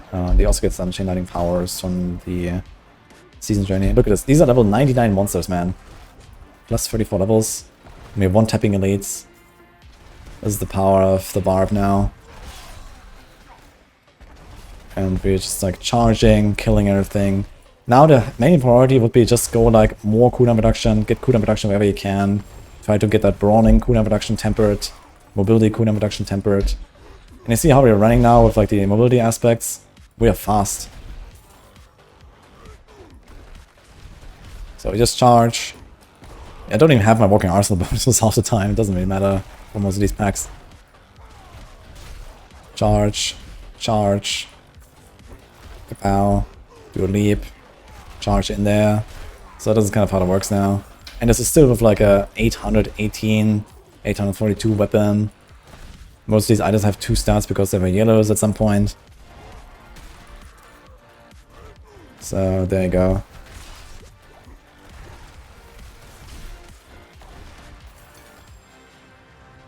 Yeah, now we just get like more and more really powerful effects. Here, Decimator in 1 level. It's like another 10 to 20% damage buff.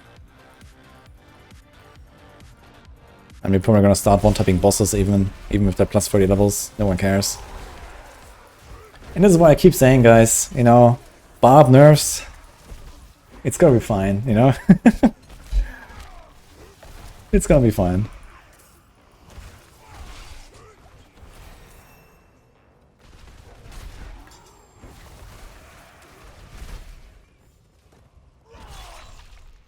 Most of the stuff I'm using right now is actually not getting nerfed at all.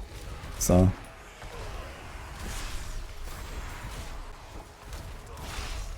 Yo, that was a 4.9 million. Not the blast wave, this was actually my hit. So we might actually be able to one-tap the boss here. There's a 2 GA item. And an event. And it's so much fun. I just keep blasting right now. Because I'm just having a blast, literally. So... It's just... so amazing to play a build like this. I love this. Leap, charge, kapow, upheaval into the pack. The upheaval size, look how big the upheaval is, man. Just so much fun. Actually, this was a crit all power and 100k there, so I think this was actually a blast save for 5 million.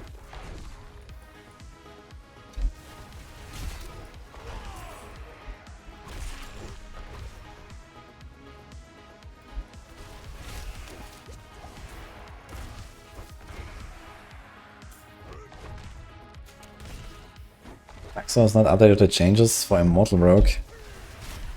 Well, I mean, there's nothing that the changes impact for an Immortal Rogue though. I mean, Agile stays the same. What else are you missing exactly? Thank you, Wanderer. Without you, I'd be dead. But yeah, the Maxo update is when the patch is live. So this will be in like 16 hours or something.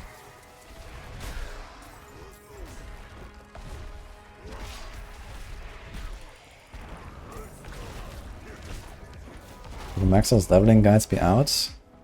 Yeah, everything is gonna be out until season start. Besides maybe like a few, like maybe sword builds or something that we might not get ready in time. Since most of them are done by Northor pretty much alone with a bit of help from Panda. So something like Firewall might not be ready or so. But yeah, otherwise looking pretty good I think on the schedule. I'm also gonna do my last few guides. I'm doing the Grenade Rogue right now. Aerostorm's already out. And I might do like the Poison Mirage build. We'll see if I get that out. Alright. Yeah, we're doing like a lot of damage now already with our charge as well. And here we go. Perfect.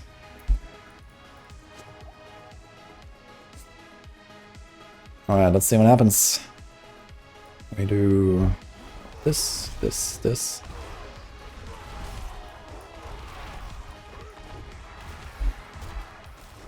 Okay. Didn't get any lucky crits or something, unfortunately. With Encroaching Wrath and Guaranteed Overpower, you could actually, like, I didn't really play around, for example, the Earth Strikers now, so I'm not sure when the Overpower happened. If you play around the Earth Striker, get the Guaranteed Overpower on the Death Blow, Kapow, you'll probably one-shot this boss. So you can do that. But yeah, I think this marks the end of the run. This looks crazy strong, and they said double swing is even stronger. Yes. This is how we level Barb, basically. We had 3 hour 40, like around 4 hours would be like level 70. I can't even do it faster, like especially softcore. And you know, I've been kind of like chilling in town sometimes, talking and whatever. And now we probably do like another 3-4 hours and it will be 100. And now we can go maybe do some Helltides. Especially when you go find mine cages. You can go and like, you know, farm some living steel there, get ready for Grimoire, maybe get a Radni. At least once you go double swing, for example, or bash or something, that's a very good item. Or just like, you know, prepare mats to go to minute bosses later. You can do the world bosses here when they pop up, you can get your sockets. I don't have any sockets right now. So those sockets alone also kind of like would solve most of our res issues. We'd be pretty much capped on all of them if we just had sockets. So one world boss will solve that problem. Yeah, and then maybe we can try different hordes. Maybe we can do some whispers if you want to get some Vashan mats as well. But most of the leveling will be done in 9 dungeons. If you don't want to do that many 9 dungeons all the way to 100, then yeah, you'll be slower, but you can get some other stuff. And then you want to try to go back to 9 dungeons around like level 90 at the latest, I'd say, because you can go higher tier 9 dungeons, get a lot more guild XP, boost all your glyphs to 15, or at least 15 and then later to 21.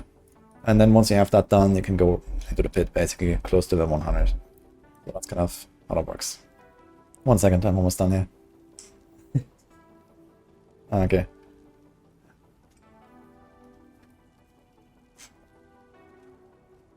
Charge is hard to hit bosses with a controller. Yeah, I think it kind of goes through the bosses with controller, right? So that's a bit annoying. But you can just try to focus more on the upheaval and death blow for that. And just charge into the packs. So you might be, you know, a bit slower there on the bosses, but that's okay. Is there a guide to this specific build? Yeah, I have like a 12 months of old guide or something for the creator's Barb. I'm not sure if we actually have something similar to that. I guess like upheaval might work kind of like this on max roll. I'm not sure exactly what they're cooking there. So you can check out the upheaval guides, I guess. Okay, any last questions before we finish this run here? That are like Barb related. Let me just see if there's anything. Okay, otherwise, I guess we conclude this here. So for you folks, hope you enjoyed this. Let me know how you like it. Good luck in the season.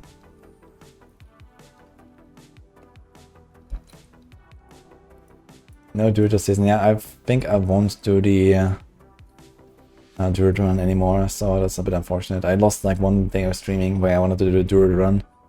So I would have liked to do all the classes, but it is what it is. I love the series. Glad to hear that. I might do this like every season or so. You know, it was also kind of fun for me to, you know, play all the classes once. I like the early game. I like going to the capstones and then, you know, the progression. It's kind of cool, you know, the luck of finding a good drop or so. It was really fun once I get the Ancestral Charge, for example. It's like one of those bigger drops that you can get.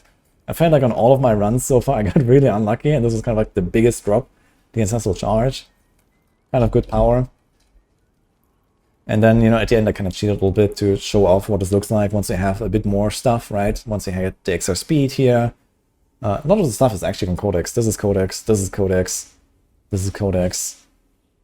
Accelerating is not, but Arc Striker is Codex. Edge Masters is Codex. So there's actually a lot of stuff here that is actually just Codex powers that you can use if you don't get anything. Or you might get something from like the seasonal caches. So of course there would be probably like, you know, some extra mods, some extra legendaries and so on that you get. Maybe even some uniques at this point from the season journey. Maybe you get some lucky unique drop and you can play around that a little bit. So depending on what they actually give us, I don't know, you're gonna be even more powerful. But yeah, that was the Zero to Hero Barb, guys.